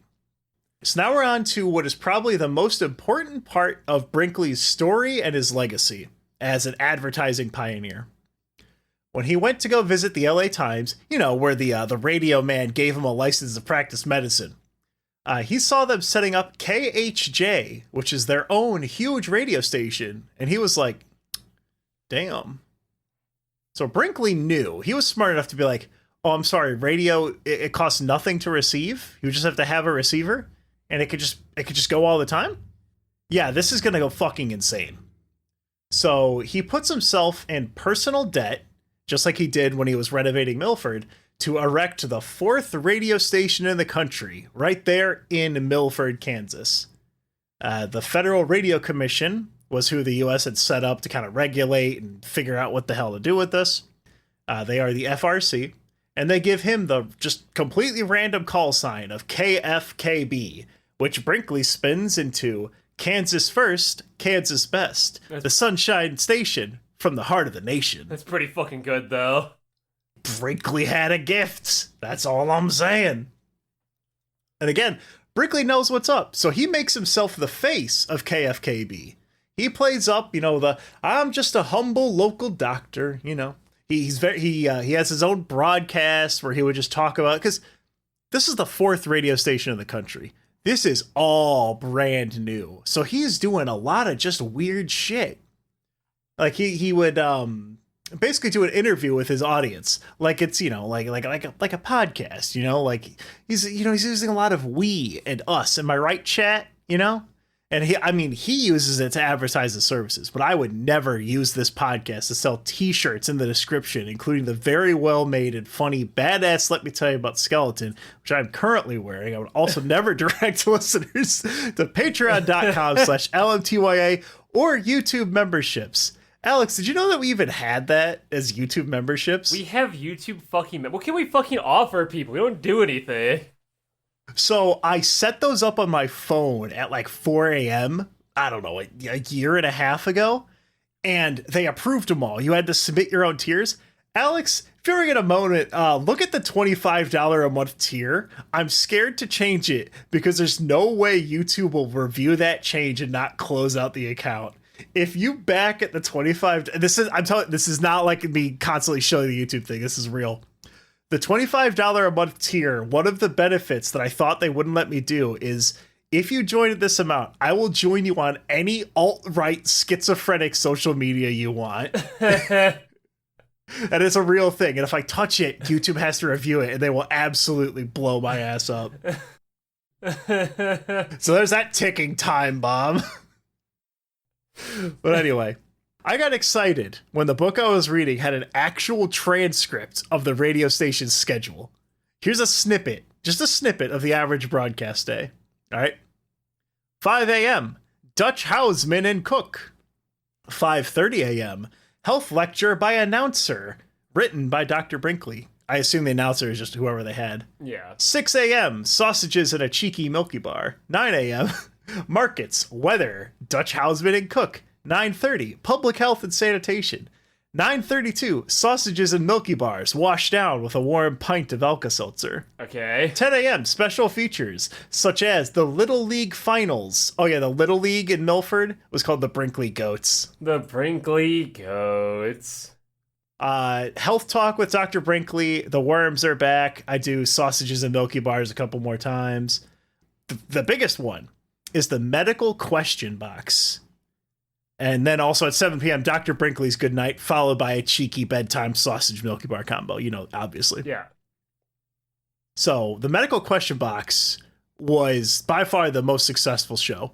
And he had a lot of programming at KFKB. Because remember, it's like brand new.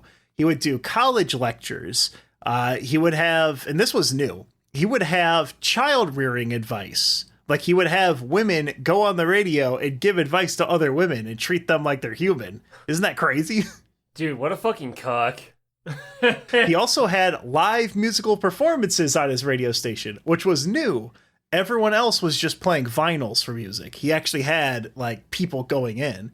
And apparently, I didn't look too much into this, but apparently the American country music scene in Nashville, Tennessee being established as like the place to be for that, it all came from KFKB because he would bring in these relatively no-name musicians and give them a stage they would play to all the people listening, and it is fucking perfect, right? So what you're saying is that this guy is he's a lot like one of the old okay, just hear me on this one, right?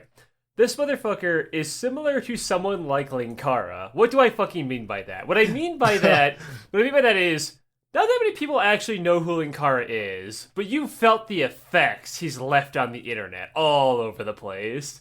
Not a lot of people know who Brinkley is, the Goat Gland guy, but apparently he's just been all over the goddamn place and has caused a lot of fucking waves. Alex, his waves are literally impacting the current American election cycle. How the fuck do you mean that?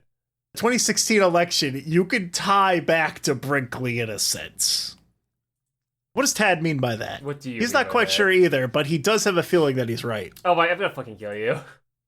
No, I do actually have a bit. Okay, so the most popular segment, right, was the medical question box. The idea was you would send in your handwritten letter and $2 explaining what your problem was, and then Brinkley would potentially read it on the air to let you and other listeners know what to do. Oh, you've got an achy elbow? Yeah, sounds like you need to spend $55 on my Fix-It formula. Or may I recommend a colleague of mine? His name's Dr. Patton. He has plenty of patent-pending products for problem predicaments. If I can't help, I'm sure he has a regalia for what ails you. So he was prescribing medicine over the radio. You would just call the Brinkley Hospital and say, I need a number 7. And they take your check over the air or whatever the hell and send it out. And then you get your mail. And it was fucking huge. The concept is just, it's good, right? That's a good concept. Mm-hmm. In the 1920s? What the fuck? So Brinkley's making cash hand over fist. So he had his, patients in Milford, but now it was literally across the entire United States. And he is the only one doing anything like this. Okay, yeah. There's no middleman or nothing. They are buying shit directly from his hospital. Brinkley is like decked out in literal diamonds. I think at one point the dude had like 18 diamond jewelry all over him at any point in time. Yeah, because he's still rich as fuck right now. He's absurdly wealthy. So not everyone was as jazzed up about it as he was. If your name wasn't John Romulus Brinkley, you were getting shafted by this program. Because really, think about it. So for every patient that ordered for Brinkley, they are not going to their local doctor. They're not going to their local pharmacist. Why bother? The radio says Dr. Brinkley knows better, and his stuff is scientifically proven. I heard so on the radio. Oh my god. And if you ever want to peek into my consciousness and how I operate, I wrote in brackets on my notes, I couldn't find that old meme gif of the Bowflex guy going wild with scientifically proven fading in. Close your eyes and imagine it, Tad. It's funny, isn't it? All right, now, Alex, what if I told you this connects to Homestuck? But Tad, what if I told you I posted that gift to you in our Discord DMs? Oh, fuck it. Yo! Fuck yeah. So, I need to move that GIF away. I cannot focus with that on my screen. So, how does this tie to Homestuck, Teddy-O? It doesn't. I just lied. I'm gonna fucking kill you. Oh, so you Brinkley'd me. No. Yes. So Brinkley sees the storm brewing, and he's just like always. He's one step ahead. He tells his colleagues, hey, guys, come on. I'm diplomatic. Let's make a deal. You join my Brinkley Association of Pharmacies, and I'll supply you with my products. That way, instead of pointing them to my hospital, which is getting a little bit full, I'll send all my listeners to you, and everyone wins. Now, Alex, does this sound like a trap, or does this sound like a good idea? You're the pharmacist here. We're doing another role-play scenario. Brinkley approaches you. His forked tongue is slithering around. Is this something you join, or do you not? Alex, there's a dust bowl outside. You got to make your choice fast. All right. So I think this is a pretty good idea. Ding, Volition shows up and tells me this is a stupid idea. Knowing that Volition hates fun, I go all in and I sign up with Brinkley. Alex, you just won. That was the correct decision. Fuck yeah, fuck you, Volition. You start running away, flipping them off, and you jump in. Hit one of the cabinets of syphilis. Oh! It's in my eyes. So Brinkley kept an iron grip on his drugs. He told everyone in the Brinkley Association his prescriptions must be kept confidential. Any members who opened his product before the patient got them, or, God help you, sold them at a lower price than MSRP, you would be expelled out of the association instantly. Okay. There was like a little label that he had for all of his drugs, and it was, be loyal to your druggist, your God, and to me. And to me. So it sounds like getting in bed with this crazy man would be a bad idea. But this is how the Brinkley Pharmacy Association worked. There's a $3 medicine that Barbara Chandler is going to get because she can't think too good, right? Okay. So she sends her strapping young son to the pharmacy. The medicine costs $3. $1 goes to Brinkley, and then $2 goes to the pharmacist. So the reason this works is that now, hey, this $3, I'm only getting 30%. You guys keep 60%. This works for the pharmacist because now they have all these people coming to them again, right? And this works for Brinkley because now he can sell his medicine at scale rather than individually. So yes, he may be only getting 30%, but Brinkley can sell 10 bottles to this pharmacy. Okay. And he can keep restocking this pharmacy, right? And he doesn't have to worry about getting it over there. He doesn't have to pay people to deliver it. He could just do it to them and it's fine. So it's great. It's another success in the Brinkley empire. So where does this go wrong exactly? It doesn't. This is like solid. Like this works fantastic. So like the bottles are flying off the shelves. Like people would listen into that medical question box show. People would get as excited as they would be about like my brother and me, where they would do the Yahoo answers. They would sit there and listen glued to their podcast, waiting to see if their dumb question shows up. They are children who sent an email to Strongbed saying, "How do you type with boxing gloves on? Love you, goodbye," and then waiting, white-knuckled at the chair to see if it's the next episode. That's how hooked people were on Brinkley. Because when he's on the radio, remember, he's cracking wise. He's reading scripture. He's just, he's a fun guy. He's the fun doctor man. You love him. He's great. Part of the reason, by the way, that he kept such a super tight grip on the logistics of his prescriptions is he really wanted to make sure that no one gave any of those to the AMA or looked at it under a microscope or maybe saw that it was distilled water and food coloring. I was about to ask, is this even medicine yet, or is he still fucking hustling people after all this time? So it was a little column A, a little column B. Okay. Right. So on column A, Brinkley was making millions of dollars a year during the Great Depression. That's a good column A. Okay. Column B, maybe a few people, never went to their doctor, so they got mercury poisoning because there's no way for Brinkley to know that this guy doesn't have, half a pancreas because they have to have a detailed, established doctor who knows things like that. Maybe that happened. But remember, he made a lot of money too. Mm-hmm. In fact, he made so much money, he was actually at the height of his wealth at this point, which implies it's going to fall after this, but it'll never happen to Brinkley. So Brinkley bought 5 yachts. My God. Alex, where is Kansas? Not near any water. It is a fucking landlocked state. So Brinkley loved being a pretend admiral. I never really got this. When he was on one of his yachts, he would wear a whole admiral uniform and carry a sword. Brinkley and Minnie had one son. His name was Johnny Boy, and they'd take him with them on all their trips around the world every summer when the hospital was closed, right? Mm-hmm. Johnny Boy would often play in the summer if they visited North Carolina. Johnny Boy was apparently kind of a dick, so Brinkley would give him a sack of dimes, and Johnny Boy would pay other kids to play with him. That's not dangerous to the Boy Scouts. Now, when I said a sack of dimes, you were thinking, is he gonna beat these other kids? I was thinking, I think he was gonna start swinging it. Yeah. Alex, no. He didn't start swinging those. They went to the Galapagos for a vacation once, and there's a YouTube video of this, and in the video, he shows Johnny Boy beating a seal to death. What? On the Galapagos Islands. So your instincts were right. He says in the video, he's like, yep, that's Johnny.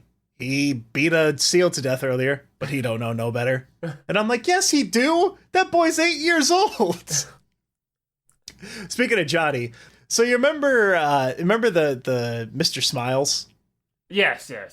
And Johnny Osborne. Dr. Osborne, yes, from earlier. He also had another job. Unless I'm getting my guys mixed up. There's a 50-50 chance of getting them mixed up. But Johnny had a security guard to prevent child kidnapping at this time. Because remember, Great Depression, rich kids, Lindbergh baby, they got away with it. Yeah, that was an actual problem back then, yeah. They would take your fucking kids, man. So Johnny would like drive down the street in his tricycle. There would be Johnny and then this huge bodyguard. I don't think it was Mr. Smiles. I got that mixed up. There's some guy, Mr. Muscles, whatever. Muscles. There would be tricycle, Mr. Muscles, and then Brinkley and Minnie in his solid gold Cadillac.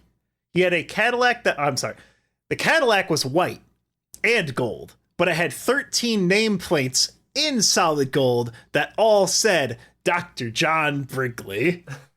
This guy is fucking insane, dude. Also, I remember before where every check that John Brinkley ever signed, it was John R. Brinkley, B.A., Bachelor of Arts, M.D., Doctor of Medicine, LL.D., Doctor of Laws, SC.D., Doctor of Science, and then Chief Surgeon of the Kansas General Hospital. Alex, the Kansas General Hospital is the Brinkley Hospital. The fucking obnoxious. So the Kansas Star had a great quote about Brinkley at this time. And this is most, I edited it a little bit, but this is mostly a solid quote. In all the history of quackery, there never was another system so perfectly and smoothly devised to rope in victims. The system begins with his radio. From morning to night it operates, with orchestra music, old fiddlers, singers, and other entertainment. This attracts the public, and holds it for the ballyhoo of the faker himself and his lecturers. He invites correspondence through mail. Once a person writes to Brinkley, he is doomed from then on to receive a deluge of pamphlets, testimonials, and urgings to go to Milford and be examined. Okay. So that's what he would do. I mean, he would, if you sent in a letter to the medical question box, well, guess what, bitch? You're now getting like 48 pamphlets a month. Right? Yeah. Gets him in there. It costs him 5 cents to do all that paperwork. If a single person comes in, it makes up for 13 years of advertising for a person. So newspapers were getting pretty pissed at Brinkley because remember, newspapers were the thing you went to for news for such a long time. Newspapers made most of their money from ads, and their largest ad spenders, that's right, fucking patent medicine. Brinkley had a monopoly on that. So the advertisers were like, hey, we can't advertise our medical bullshit right next to Brinkley's. You need to do something. So at first, the Kansas Star is like, all right, here's what we're going to do. We're going to strong arm Brinkley into paying higher rates for advertising. So they go to this office, they step past the display cabinets are green now.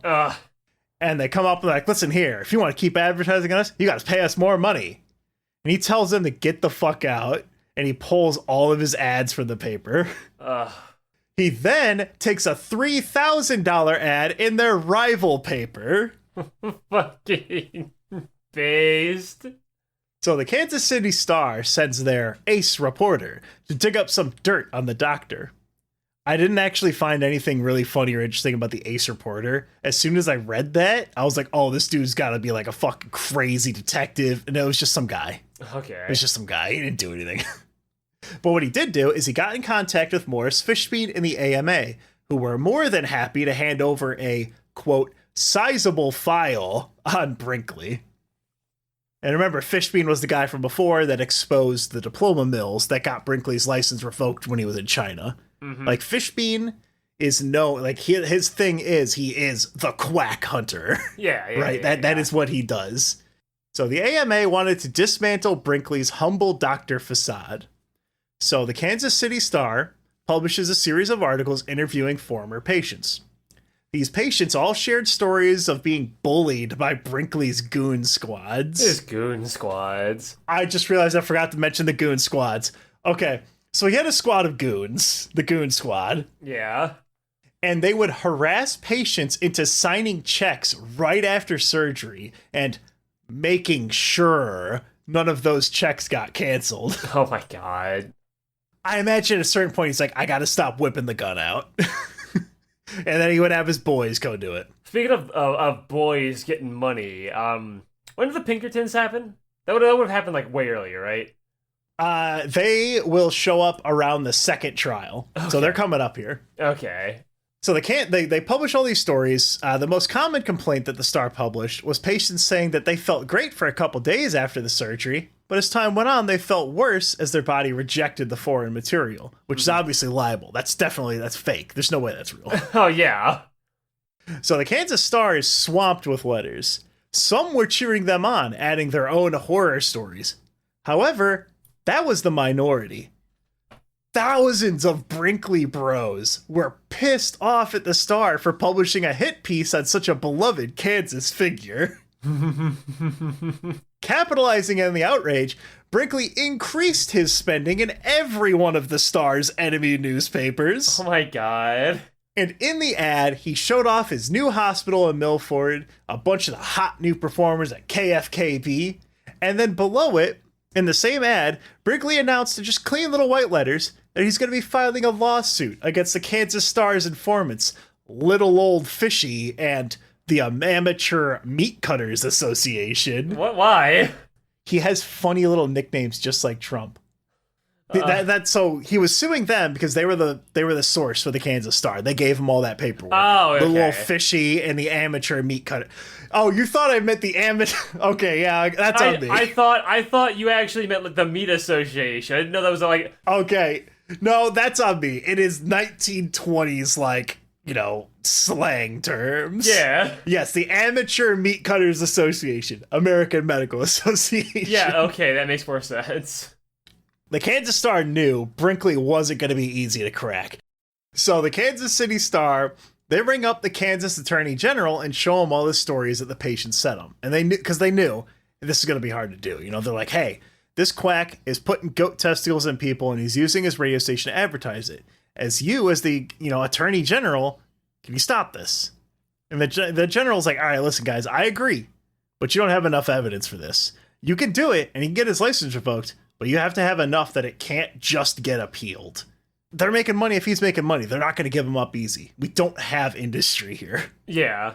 And then, it's kind of wild. The Attorney General's stuck between two things, helping Brinkley, which would give him, political favors with his allies, or, doing his job and upholding the safety of the people who elected him. I mean, two equally viable options, Alex. So Brinkley made a lot of friends over the years with powerful Kansas officials. Again, always one step ahead. He knows he's going to need it. He would allow any politician free airtime on KFKB and would employ their family members in high-pay, low-skill jobs. God, I wish that were me. God, dude. Obviously, in doing this, he's insulating himself from anything except, a full-on coordinated structured attack on him, because he's got enough people he can call in favors to get you shut down, whatever you're trying to do to him. Yeah, right? Yeah. So a coordinated structured attack, that's exactly what they did. So Fishbean starts making appearances on KFKB's rival radio stations denouncing Brinkley as a quack. At every AMA meeting across America, Time was taking the agenda, much like a sausage and Milky Bars, to shame Brinkley and his methods as quackery. They made petitions to have the Supreme Court call a hearing and try to renounce his degrees. They were going every single angle they could. What really stuck in Brinkley's craw, though, were the patients who started this. They were claiming that their goat gland procedure went wrong, but he checked his records and none of them ever had it done. They were actually patients who had prostate work done by Brinkley, which was something he expanded because he stopped doing the goat thing after only a few years. At this point he's not doing the goat thing anymore. Okay. So what really pissed him off, though, is he's like, this was my prostate work. And he's like, I'm actually better at it than most AMA doctors. He has much higher success rates than their own doctors do because he's so deft. He knows how to do it. He's done all these operations. He's got more experience than everyone else. Mm-hmm. So a meeting is held in DC at the U.S. Supreme Court. And on July 15, the motion to vote on the Brinkley problem was approved. The Brinkley problem. And that same day, July 15th, the Federal Radio Commission decides they will not renew his broadcasting license. What? So they're both telling him, hey, nothing's rescinded yet, but you got a trial date, bud. Okay. So Brinkley is fucking pissed. He goes out on the radio. He's evangelizing, like I said, comparing himself to Jesus Christ on the cross, right? Yeah. So he calls for his fans to show up and join him in a march to Washington, right? Mm-hmm. So he shows up, he gets up to DC, and apparently 75 people in the Great Depression paid their way to go, like, by train or whatever, just to show up at the courthouse and offer their support for Brinkley. All right. I guess he's definitely has fans. Trial number 1. But that implies there's multiple. Interesting. So Brinkley is here to try and appeal his radio license being denied. There are 3 points against him. 1. Kansas First, Kansas Best had deviated from its assigned wavelength. He would boost the signal to drown out any smaller stations at night. To just like boosting the electricity, and it would just crowd them out. And if you were trying to listen to 69.420 FM, you're going to get KFKB at night. Okay. Number 2, he was broadcasting obscene and indecent things because he would mention the prostate. Or he would tell women, here's something that you could do for menstrual cramps. What a disgusting monster, right? He should never discuss women having a vagina on the radio. That's horrifying. We should kill him. Number 3. His answers to the medical question box program were harmful to the public interest by diagnosing patients who then wouldn't follow up with an in-person doctor. This one was probably the most serious, because this one, there was a few people that had taken his serums, right? Mm-hmm. And then got super sick, like I mentioned earlier, like dehydrated, poisoned because of pre-existing conditions. Something Brinkley literally couldn't know about. So obviously Brinkley is guilty of all 3 of those. All right. Every single one of those he's guilty of. He's so guilty that he tries to be a sneaky little guy and cause a mistrial. How? He files a restraining order on the judge. Now it's great. Okay. I love the energy, but unfortunately it was denied because it had to be requested 30 days before the date, and it was like 3 weeks. He didn't have enough time. Classic. So Brinkley's like, shit. Okay, fuck. All right, I'll drop the medical question box. It's gone. Consider it gone. But the Federal Radio Commission votes 3-2 to revoke his broadcast license anyway. To make things worse, that same day, the Kansas Board of Health calls and is like, hey, yeah, no, we're not going to renew your license either. Oh, okay. So immediately, Brinkley's on the radio. He's screeching. He's yelling. He's telling the public of the great injustices against him. Originally, he claims it's a conspiracy and President Hoover is behind it. But his lawyers make him retract that statement. Okay. So the AMA and the FRC won. They got this dangerous man out of practice. This dangerous man who had a better surgical success rate than their own doctors. They're sacrificing children on the altar of Moloch. They're drinking their blood in celebration. Just another day in DC.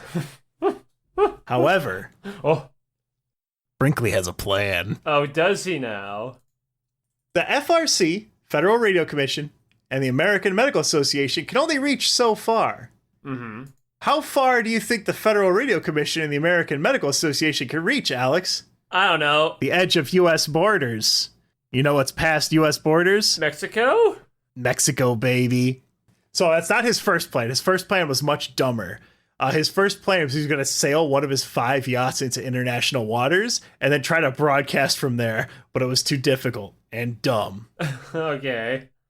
It's KFKB's final days, and Brinkley makes an announcement. He tells the audience, all right, we're going off, and, we got 24 hours, and KFKB will be gone.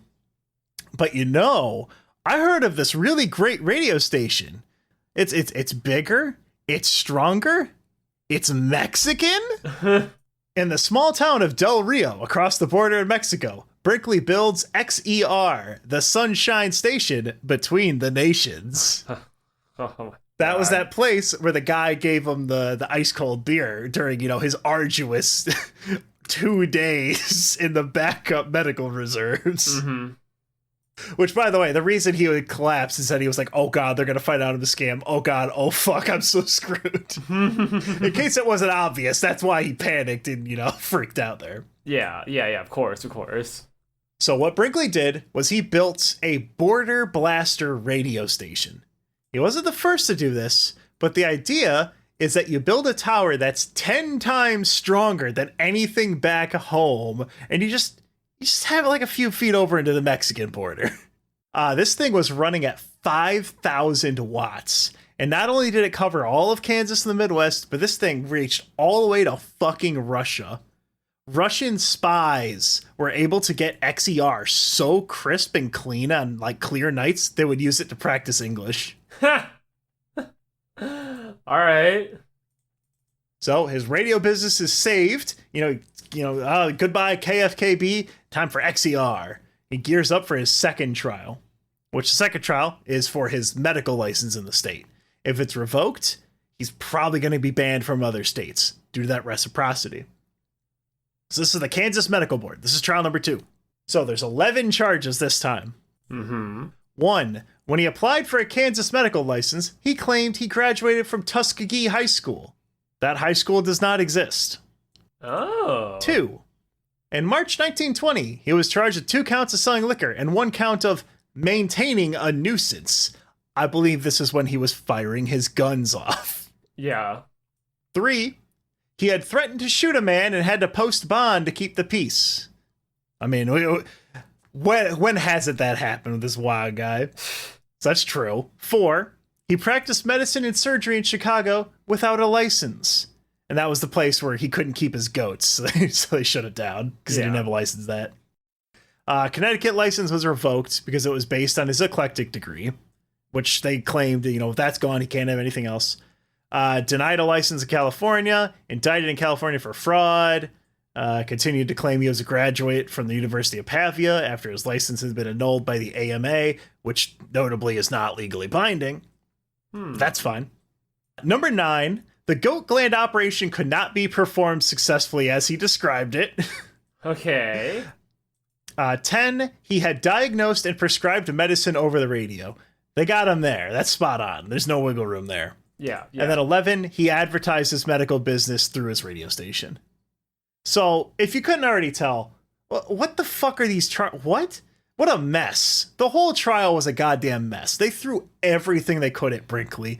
They had, he lied about his high school in the same list as he could not perform this medical procedure as described. They were doing everything. They attacked his character. Some of the things they attacked him over was being disgusting enough to give birth control information to a mother of 12 who was, quote, nearing the point of physical breakdown from his burden of childbearing. That's disgusting. You should have never told someone. They never should have provided care to that woman. Oh my fucking God. This was brought up in court as an attack against him. One time, he told a patient she was a, quote, goddamn little imp for getting out of bed too early post-surgery. Goddamn little imp. So lucky for him, the judge is like, this is bullshit. I don't care if you're a dickhead or what the AMA says about his fake degrees. They're only fake in the eyes of the AMA. Those are still legally binding degrees. He graduated. Get that shit out of here. The only charges that were able to stay were his advertising and the goat gland operation. Mm-hmm. So that was the prosecution. They lay that all out. The judge goes, wrong, dumb, stupid. Sees one where he threatened to shoot a man. Based.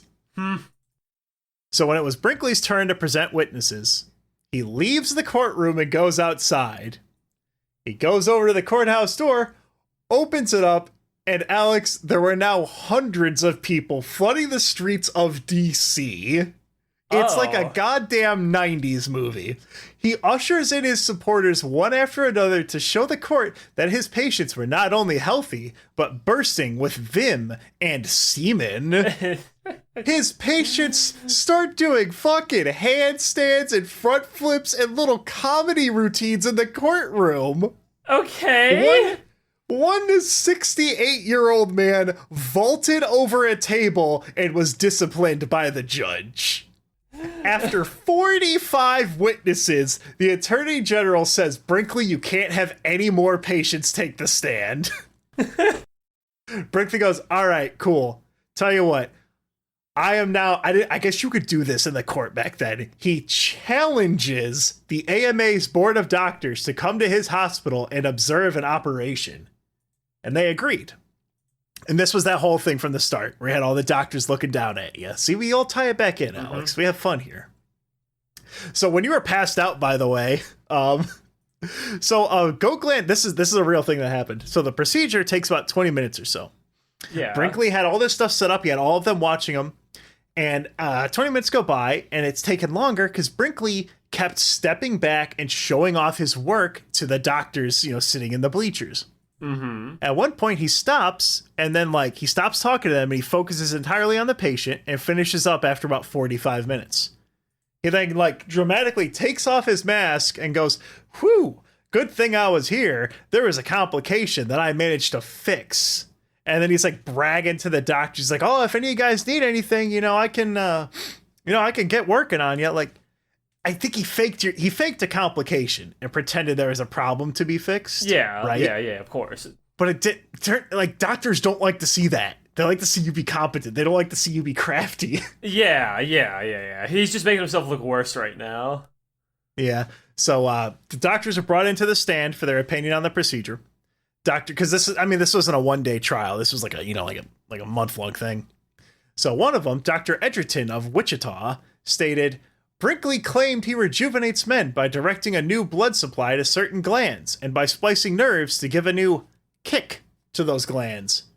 Brinkley did neither of those things because those nerves are not in that part of the body." Dr. Orr testified that the operation would have no effect in helping a hypertrophic prostate, which is too small. When asked if the operation would have any other effect, he replied, "Not unless you count infection." So the Kansas Medical Board revokes his license. Oh, okay. On the basis of, quote, "turning medical practice into a business and the possibilities of injury to the public from such methods." End quote. Mm-hmm. Bull fucking shit. Okay, I'm about to say, as opposed to what? So Brinkley is seething. But this again, they're ordering truckloads of boys for the party tonight. But this win didn't have the exact effect the AMA wanted. The whole debacle actually increased Brinkley's business. Every single newspaper in the country was following the trial.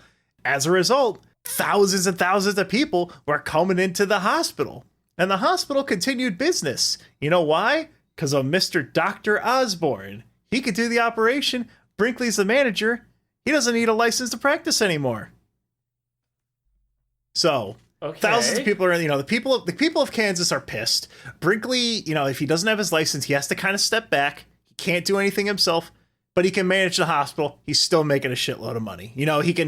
He's just got to take that, take it on the chin and move on, right? Mm-hmm. But then someone pointed out something to him, and he didn't really think about that before. Just one of his patients just kind of mentioned it to him when he was at the hospital. The only way Brinkley would be allowed to practice medicine again would be if his license was reinstated, Mm-hmm. But the only people that could do that were the Kansas Medical Board. And the only person who could control them was the governor of Kansas. Yeah, he's running for governor, Alex. Oh my fucking god, dude. While the Republican and Democrat candidates met with the important folks in the largest Kansas cities, Brinkley had a crazy idea. He led a full campaign across the entire state, visiting every single county. He only had 6 weeks until the election, so he couldn't be added to the ballot. He had to be a write-in.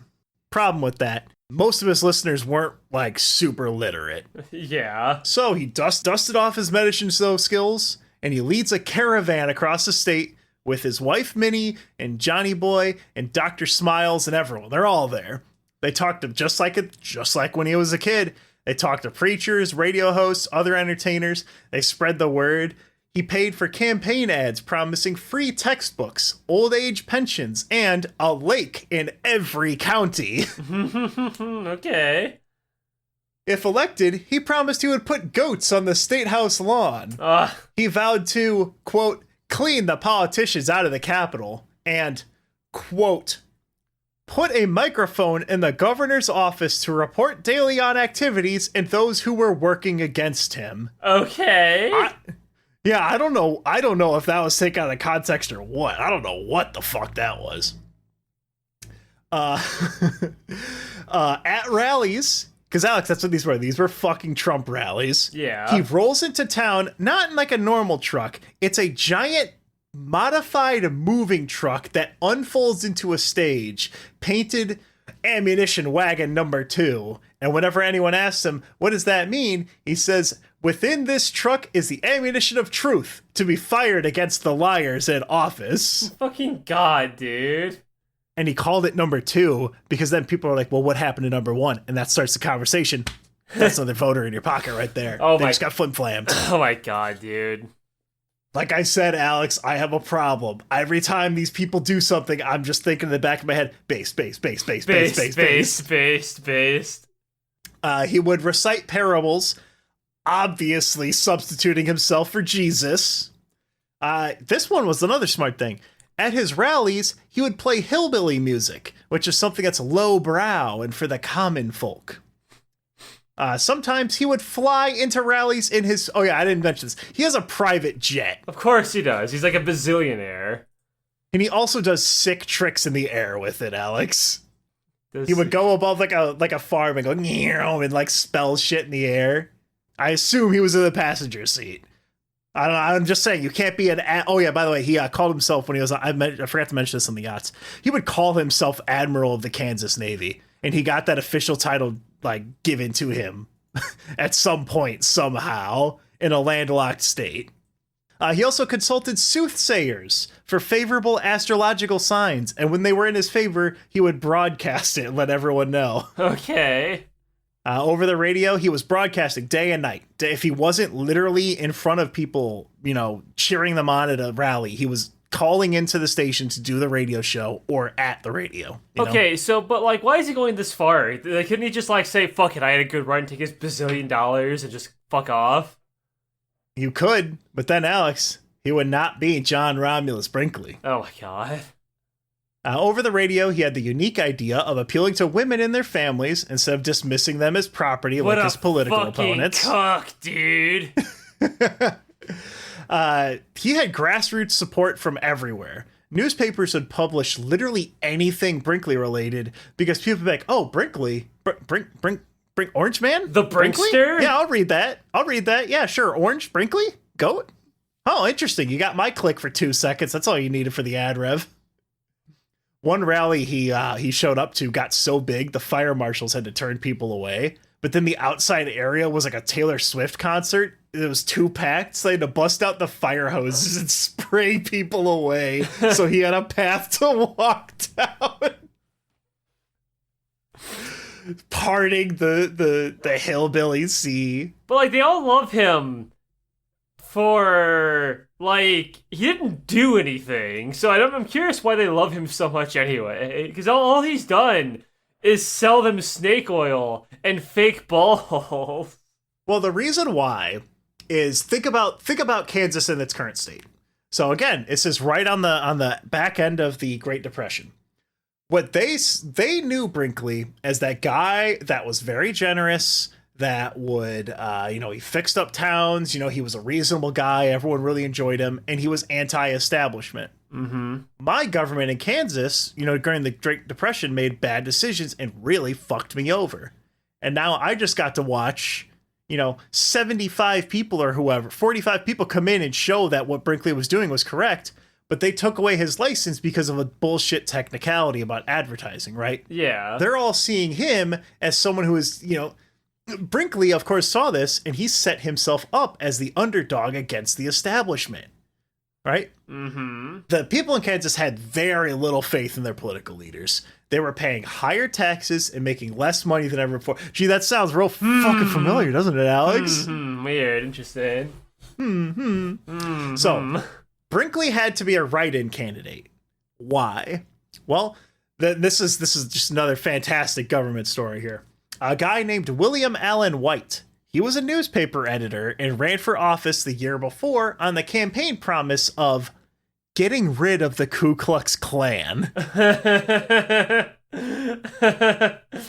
So he lost, but that was too close to call. So obviously they can't allow that because they need their KKK boys. So they tightened the rules for running to make sure that no one got on the ballot who may disrupt their generous donors.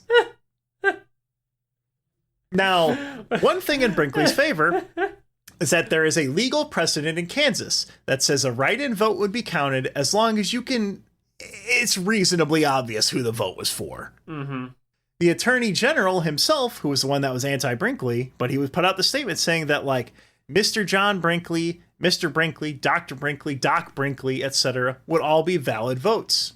However, 2 weeks before the election, the law suddenly fucking changes. And now it has to be exactly J.R.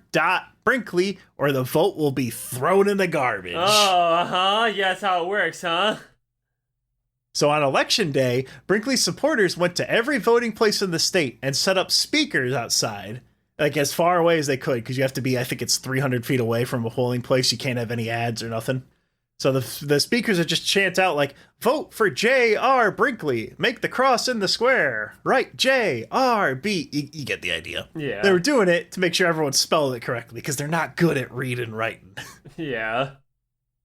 So as the votes were being counted, Brinkley was making an astronomically huge lead. The same level of lead he would have got from shooting a cat in the middle of the street, I guess. Brinkley, in 5 weeks, brought out more voters than any other candidate in Kansas history. Oh my god. Both the Republicans and the Democrats sent word to their poll watchers to scrutinize every single Brinkley ballot for any misspellings, any stray marks, Jesus anything that could... fucking Christ, I hate this country so much. They were also instructed, if anyone asked them how to spell it, to write down D-O-C Brinkley on the ballot, which would make it disqualified, because it has to be J.R. Brinkley. Fucking, listen, dude, all these other countries are just so bad, dude. Our democracy's so good. Listen, Alex, I got one more. This'll regain your faith in the American electoral system, okay? So Kansas has its very own fancy kind of VFW, Veteran of Foreign Wars, right? Yeah. It's a whole statewide organization. They make up a pretty big portion of the state voter base because it's set up like a union, where if you're a member of this, this kind of VFW, you vote for whoever the VFW chooses. The Democrats wanted those votes annulled because the VFW was a state-sponsored group. And they're saying, hey, should they be allowed to vote on state and local laws if the individuals in this union can't choose yes or no? Right? Mm-hmm. The problem for the Republicans was, fuck, shit. We can't fight to keep those, or Brinkley would have a very reasonable demand for a full recount, because we would be adding like 30,000 votes to the count. We can't do that. If he does it, the numbers won't add up and we'll be caught throwing out his votes. Oh my fucking god, I hate this country so much. So the Republicans don't fight it, and like the 30,000 votes that they were going to get, thrown right in the trash. Ugh. Final results, Alex. Brinkley had 50,000 votes tossed out, and the Democrat candidate won by 20,000. If even half of Brinkley's votes weren't thrown out, he would have won. And the Republicans threw the entire election just to make sure Brinkley wouldn't win. That sounds familiar. Doesn't that sound familiar, Chad? That's weird, huh? Surely something like that has happened before would have never happened again in the same country. So Brinkley, this time, he takes his loss on the chin. His fans plead with him, like, please request a recount. But Brinkley wasn't really that interested in being governor. He only wanted to take those snakes out of the Kansas Board of Medicine. And after all, Alex, the next election is only 2 years away. So, over the next 2 years, Brinkley continues to call in to Del Rio from Milford to speak on the radio. Because he's not allowed to broadcast in there, so he literally would just go over the phone. I imagine the quality was probably dog shit. Yeah. So, yeah, he leaves Dr. Osborne in charge of the hospital since he doesn't have the license to practice anymore. And then, before you know it, 1932 comes by, and Brinkley is ready for a second run at governor. But this time, his opponents take him seriously. Okay. So, This is when they go, all right, we're not fucking around. Get the Pinkertons on the phone. We want to treat this as serious as someone who opened Magic the Gathering product a little bit early that we accidentally sent out. We're going to send the Pinkertons to threaten to shoot his wife in the face. That really happened, by the way. Oh, I know. I actually did hear about that. I wish I could hear the Pinkertons are even still, like, around. Oh, it's fine. No, they're allowed to, I guess. Yeah. They can just do that. Hey, we killed a bunch of people who were striking for better working conditions. By the way, we still exist 200 years later. Isn't that interesting, chat? So the Pinkertons are hired to find any dirt they can on Brinkley, and they discover, who's this Dr. Burke? Oh, back to Burke. So it wasn't Burke, it was Crawford. Yeah, it was Burke too. Burke's palette swap. Evil Burke. Yeah, the Ken. So Crawford is currently serving time in prison, and the feds tell him, hey, we're going to give you a pardon if you give us incriminating info on Brinkley. And remember, they split up over some ratting out business. Oh, no. So Crawford calls up Brinkley from jail and tells him the score. Listen, the feds are wanting me to squeal, and it's mighty tempting. But maybe if you had, I don't know, $2,000 on hand, I might just forget the whole thing. Brinkley tells him to eat shit and hangs up the phone. So yeah, he tells him to eat shit. And the guy's like, I'm going to tell him all about the shit we did in Greenville. Your ass is going to be crashed. You're going to be fucked, man. So the next day, Brinkley goes on air and goes, I'm going ahead and play a recording for you all now. And plays a recording of the phone call. Oh my god. Takes the wind out of the whole fucking thing. Crawford's pardon? Rescinded, and he serves his remaining sentence. Oh my god, dude. Did you know there's a historical reenactment of this in the documentary South Park? It's between like a Cartman and a Butters, I think. I haven't seen that series. So, I recall that isn't it illegal to essentially use unconsented recordings as evidence in things? Maybe now, but definitely not in the 1930s. It's so weird how useful that is and how they had to take that away when it happened politically to disadvantage them. That's so weird, isn't it, chat? Isn't it weird how useful it is to do something like that to keep yourself safe from when the feds literally try to fuck you over? Oh, that's crazy. Anyway, continue on the story about this amazing country that I lose faith in more and more. So Brinkley's on the campaign trail. He's in ammunition train number 2. He's fucking boom, boom, boom. He's ready to go. He hits every single county in Kansas. You know, he has more time this go around, so he goes all out. He has live music, riveting scriptures, promises of reforestation, deregulation.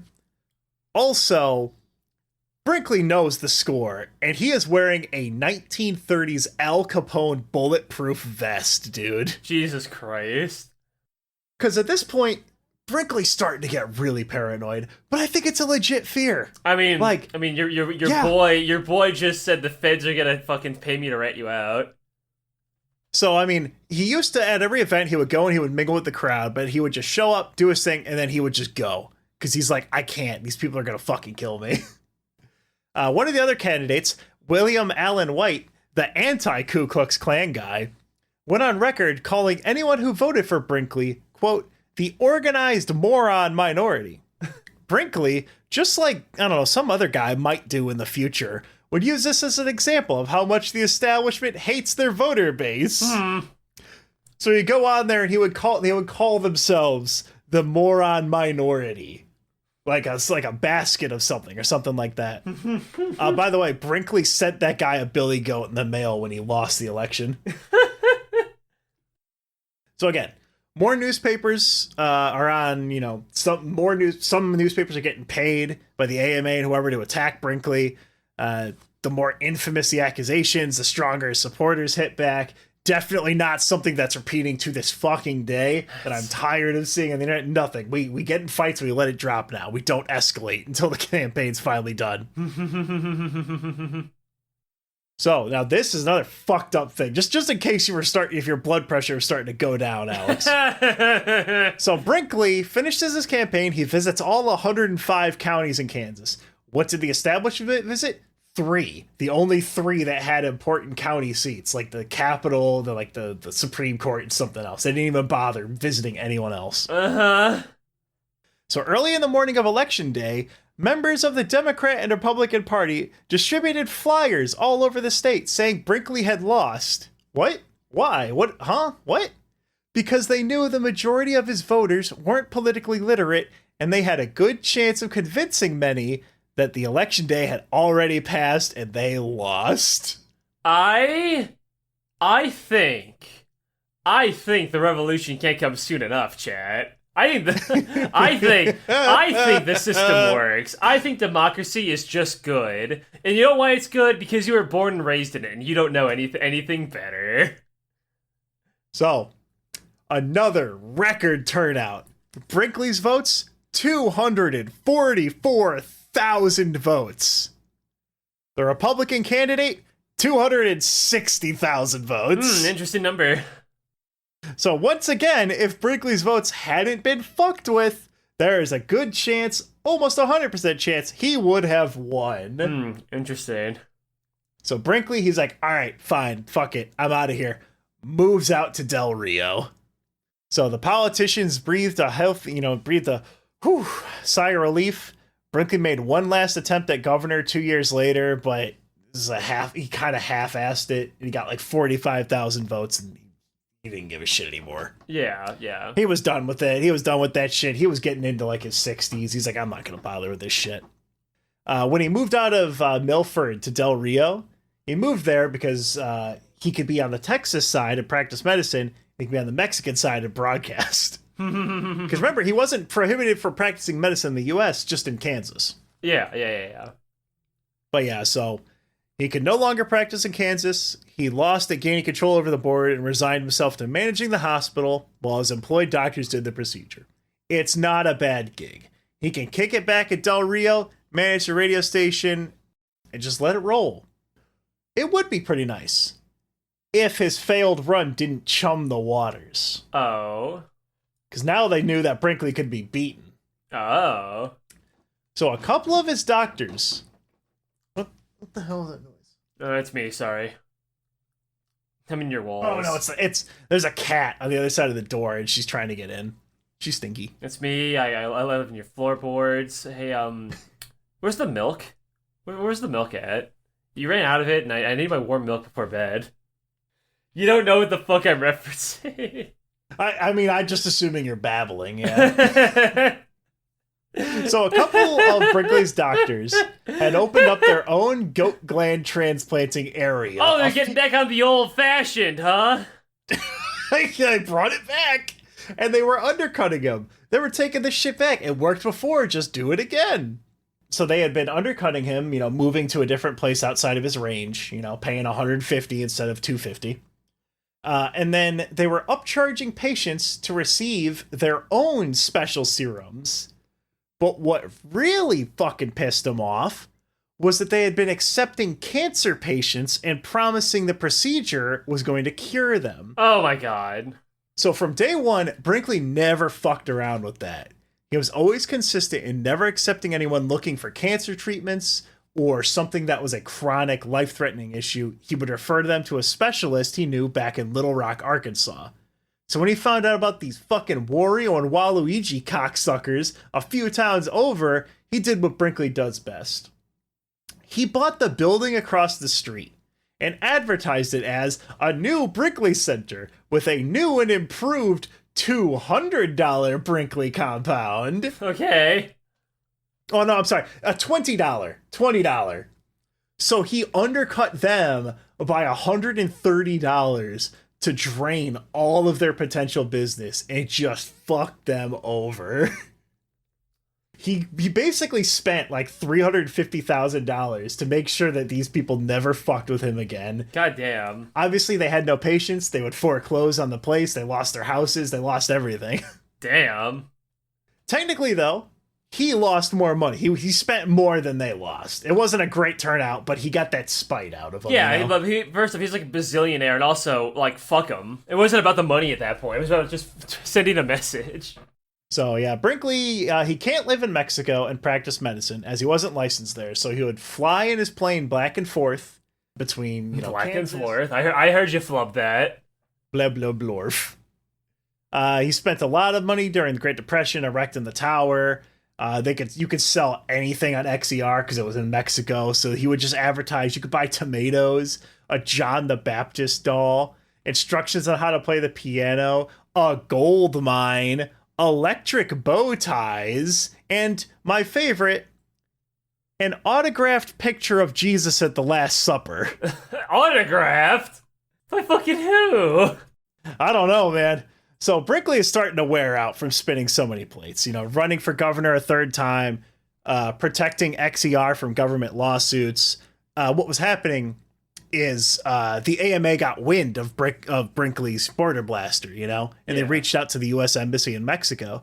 They were starting to kind of get on his case because his radio station was so strong it was drowning out all the other ones nearby, right? Yeah. So he was getting into a little bit of trouble, but he was doing okay. He did think, though, he's like, oh, fuck. They might come after me because I'm still at the Kansas hospital and the procedures and all these things are still being done there. It's pretty goddamn close to practicing medicine. I'm paying people to do these things, the procedures being done. So he's like, all right, here's what I'm going to do. He starts tempting his patients across the U.S. to come to Del Rio and his brand new hospital. So what he would do is he'd be like, you used to come to Milford. Now I will pay your travel fare from wherever you are. I will buy your train ticket to come to Del Rio and have the procedure done. And it was because of, his cost and everything. He was still making money off of this. You could take a fucking train from Chicago and go get the procedure done, and he would pay for it. All you had to do was just have that $250 or whatever the fuck it was. Whether it was, the procedure or the prostate or whatever else he was doing. Mm-hmm. He wasn't supposed to be practicing medicine in Mexico, I guess I should say. But he was doing it anyway. Yeah. And on Texas. He was putting his fingers in a lot of pies, and he knew the time was coming. So when he finally moved out of Milford, like, the city was pissed. They fucking chiseled his name off of buildings and, like, painted his billboards yellow because they didn't want him to leave because he was the epic economic center of their entire town. Yeah. Right? Yeah. But he's like, I can't be over there. So he moved everyone there, everyone that he could. He set up, paid for water. He bought this amazing, beautiful mansion out there in Mexico, all this shit. So Del Rio, they love him, right? They gave him an entire floor of a hotel. He set up his new hospital there. The medical board is trying to chase him, but Del Rio's just telling him to fuck off, right? So he's good now, right? Like, he's safe. He's safe, Alex. So 1941. The Associated Press publishes a story saying that... Oh, I'm sorry, I skipped right over XERA. So, okay, sorry. His radio station, XER, does get shut down. In America, they had the Federal Radio Commission. And that was managing everything, right? Mm-hmm. As time went on, like, okay, we're going to come up with a North American, Canada, Mexico, and the U.S. We're going to have the same standards. So the problem was you only had so much space in the airwaves. The U.S. had 30 airwaves that you could broadcast on, Canada 12, and Mexico 5. Brinkley's massive superpower radio station was taking, like, all of Mexico's bandwidth. They're like, bro, you can't have all of it. And he didn't build the fucking 5,000 watt. By the way, it went up to 10,000 watts by this time. Oh, goody. Alex, it was so strong. There are still radio stations that do that. You can fucking listen to it on a hot dog. If you touch the radio tower with the hot dog, I watched a video of someone cooking one with a radio. And it, like, sizzles, and you can hear, like, shitty butt rock from the 90s playing off the hot dog. Fucking what? I gotta hear this. Yeah, look it up. Look it up right now. I think the video is literally called Listening to the Radio on a Hot Dog. Boom. We made a hot dog talk with AM radio, Alex. Yeah. You can watch this on your own time. So yeah, not 1941 just yet. 1934. So Brinkley was convinced the reason why his radio station XER got shut down was because of American FCC meddling. It's hard to tell if that's their push, but he also was being a real fucking hog of it all, right? So Mexico sends fucking federal troops to take the station. Everyone in Del Rio, including the troops, were like, this is dumb. This is bullshit. Again, Brinkley was seen as a martyr being taken advantage of by the government for bringing prosperity to another small town. And once more, again, Brinkley, fantastic idea. One step ahead all the time. So he made, he invested a lot of money into Del Rio. And so what happened when they were taking it from him is he went, okay, all right, I actually don't own XER anymore. Yeah, it's owned by this group of local residents in Del Rio. Yeah, no, now it's called XERA. Yeah, I just got a really good deal. They own it, but I have a good deal to run my own advertisements on their airwaves. Brinkley no longer owned it. They couldn't take it from these people, right? Brinkley sold it to them, and they gave him a really good advertising deal. And he's like, all right, I'm going to take 15% less profits. You guys take all the legal responsibility. We're Gucci. Why did they agree to that? Because Brinkley was a cool dude. He established fucking sewer and water. He spent his own money to improve these places that the government was not doing it in, right? Yes. In fact, I think I've actually heard of this guy because of what you're saying right now. I was watching a completely different video about certain government facilities and institutions not working as intended, and a lot of towns' prosperity comes from private individuals deciding that, like, they'll just do it instead. I think I've actually heard of this guy because of this exact scenario. All right, so he does his own thing. He's vibing. He loses his third governorship, whatever. 1941, the Associated Press publishes a story saying XERA had been broadcasting Nazi propaganda. Brinkley was busy with his final, unsuccessful, governor run, but he quickly responded saying, that is not true. I am not broadcasting Nazi propaganda. He flies to Mexico City, to speak at the government there, and he's like, these rumors aren't true, right? So what's up with the Nazi shit? What the hell? So here's what happened with that. There was a rumor that he was a Nazi, and a lot of lesser, I'm going to call them lesser folk, lesser podcasts and YouTubes and stuff would call him the Nazi Goat Gland Doctor, and they never sourced the shit. So what happened is one of his pools in Mexico may or may not have had swastikas in its design. Who knows? Is that true or is it not? I don't know. His thoughts on World War I and World War II? Brinkley saw it as Europe's war, right? He was an isolationist. He's like, I don't want to get it. We should not be getting involved in any of that kind of shit. You know who doesn't want that going over the airwaves? FDR, who was gearing up to have the US in World War II, and he needed to shut down any and all sources that didn't support it. And remember, he was already on the fucking Fed's radar for saying, President Hoover was conspiring against him and broadcasting that over the radio. And then the Pinkertons were looking at him, and the Pinkertons, of course, became the FBI. A lot of things working against him there. His radio station is shut down again. He loses his third governor run. Texas revokes his medical license. What? And only Arkansas allows him to continue practicing. But Alex, Brinkley had one last scheme. Oh my god. So, by this point, he's long past performing the procedure. Instead, for a price of a cool $275, so $50 or $25 more, he would operate on elderly men's prostates for many benefits. That's what his specialization was in. Benefits, this is the benefits that he claims had come from him operating on your prostate. Reduced high blood pressure, reducing the size of the prostate, clearing infection from the entire body, greatly increased sexual powers of men and women. Okay. Alex, hold on, I gotta Google this, because I'm gonna sound like the dumbest motherfucker on earth. Do women have prostate?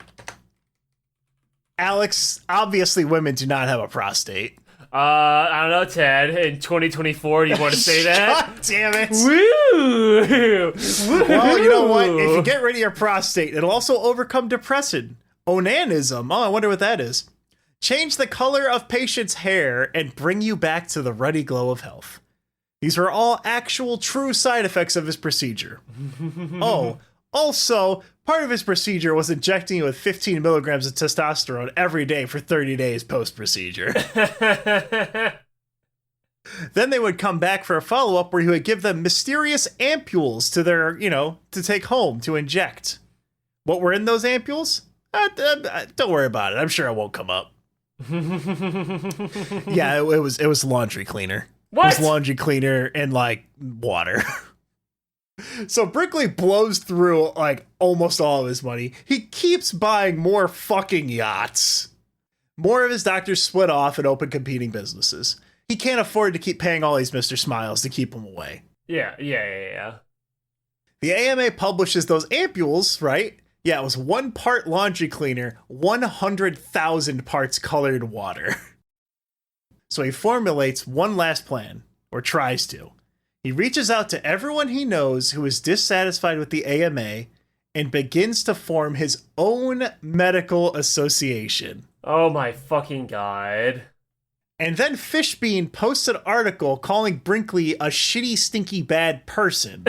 And Brinkley drops everything and sues Fishbean for libel, which was his final mistake. Oh. So it really got to him because it wasn't claiming anything about his procedure. It was just saying that Brinkley was a shit person.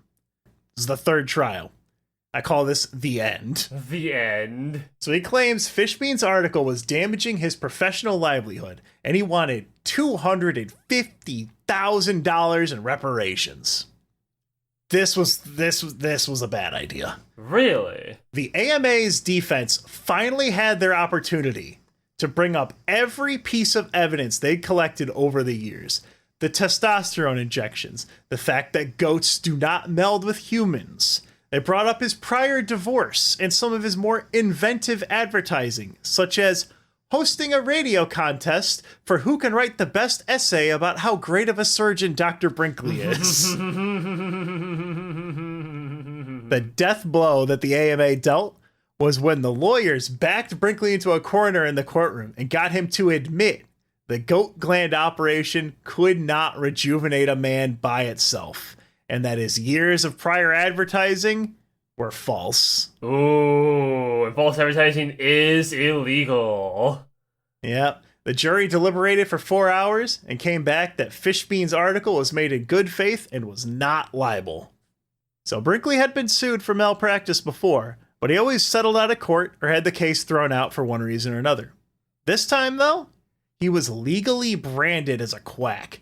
He was bombarded by hundreds of lawsuits, wrongful death, malpractice, everything someone who had goat nuts stapled to their balls could throw at him. And the IRS reviewed his file and came after him for tax evasion. Remember when he was trying to dodge the Bennett Medical College by hopping between all those states? Mm-hmm. Yeah, he wasn't doing the paperwork properly there. That's what they got him on. February 1st, 1941. Again, 1941. This happened quick. The first 2 months, all this shit went wild. He filed for bankruptcy. Hospitals were liquidated. He was broke. He passed away a little over a year later, May 26th, 1942, from heart failure. Oh, man. So what do we make out of this, Alex? It's funny. It's funny that he stapled nuts to people. Yeah. If by funny you mean horrifying. My butt fucking clenches in pain when I think about it. What really kept my interest on Brinkley, though, was his fight with the American Medical Association. They hated him not because he was a bad surgeon, but because he wasn't aligned with their ideas, their values. He was an eclectic. Those aren't real allopath doctors, right? Yeah. It doesn't matter that statistically his methods were, leaps above the AMA's own in, successful surgeries, whatever. Were those surgeries needed? No, they didn't really do anything, but it was psychosomatic, Yeah. I don't believe Brinkley was an evil man.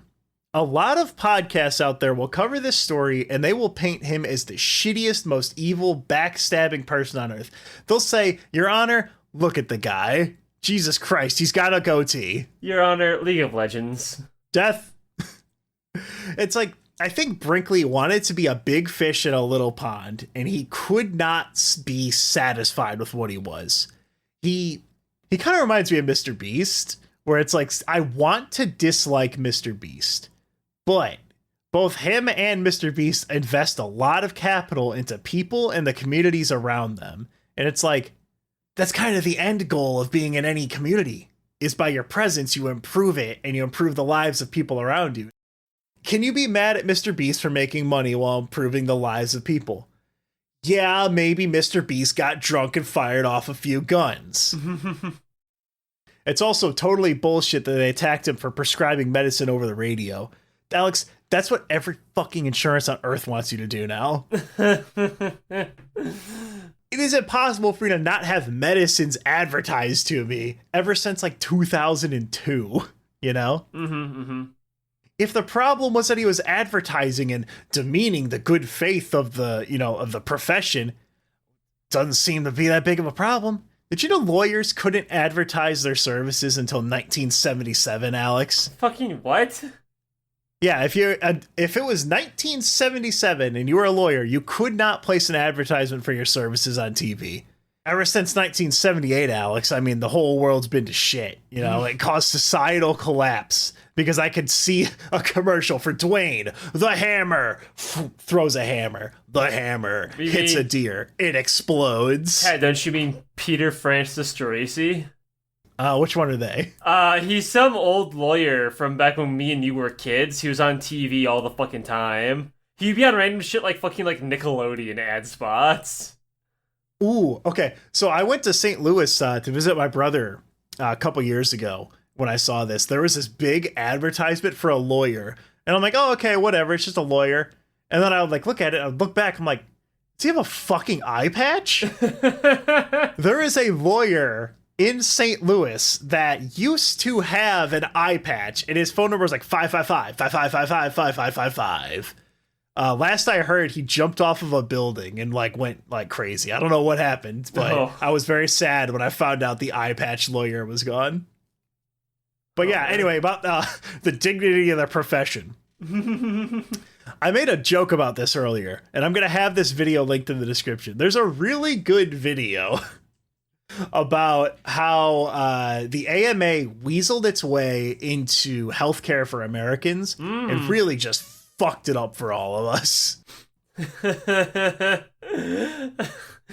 All right, Alex, is there anything you would like to say about Brinkley? Yeah, so he was very clearly not a very good doctor because, like, motherfucker was constantly scamming motherfuckers with fucking snake oil and fucking detergent water. Dude was selling food-colored oiter. Okay, that is pretty hard to justify, I will admit. Like, listen. He might have been a good prostate examiner. He clearly was good at that one thing.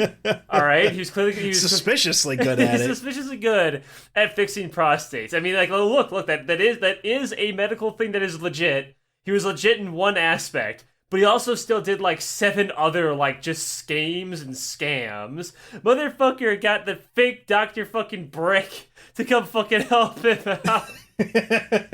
like, listen. I also hate literally every American institution, and I hate a lot of things about this country more and more every year. But that doesn't mean that Brinkley still wasn't a con artist. Just because he also hated the people you hated doesn't immediately make him a good guy. He was still kind of a little shit.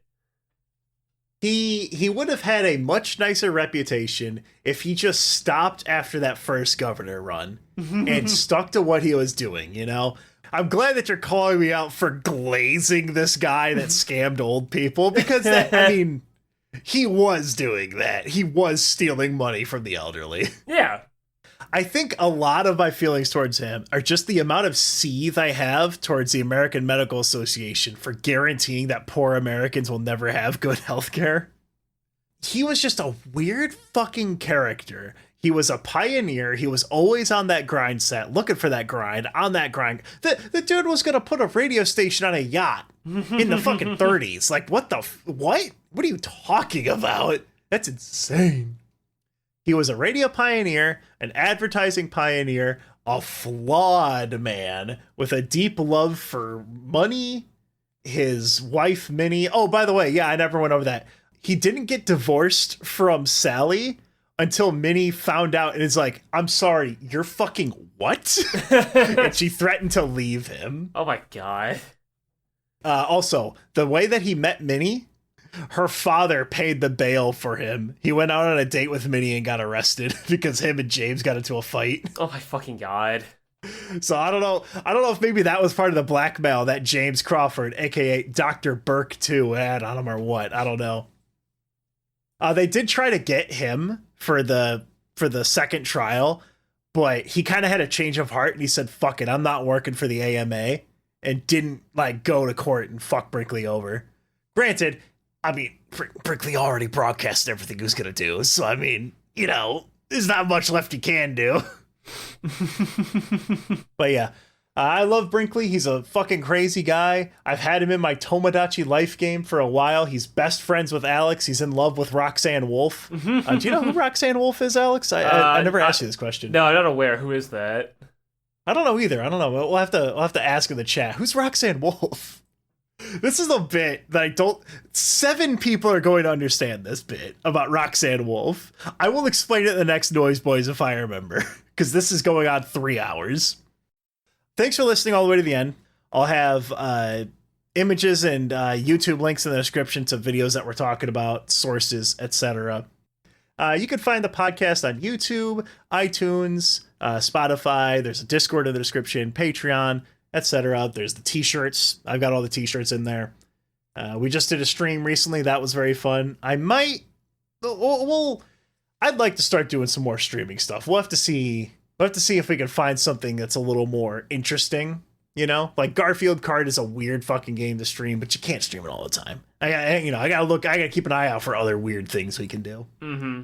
But thanks for listening. Let me know how you feel about these longer episodes having like a break in the middle, because I think it felt nice. I think it was a good pace breaker. Let me know in the comments. Like, smash bell. Goodbye, everyone.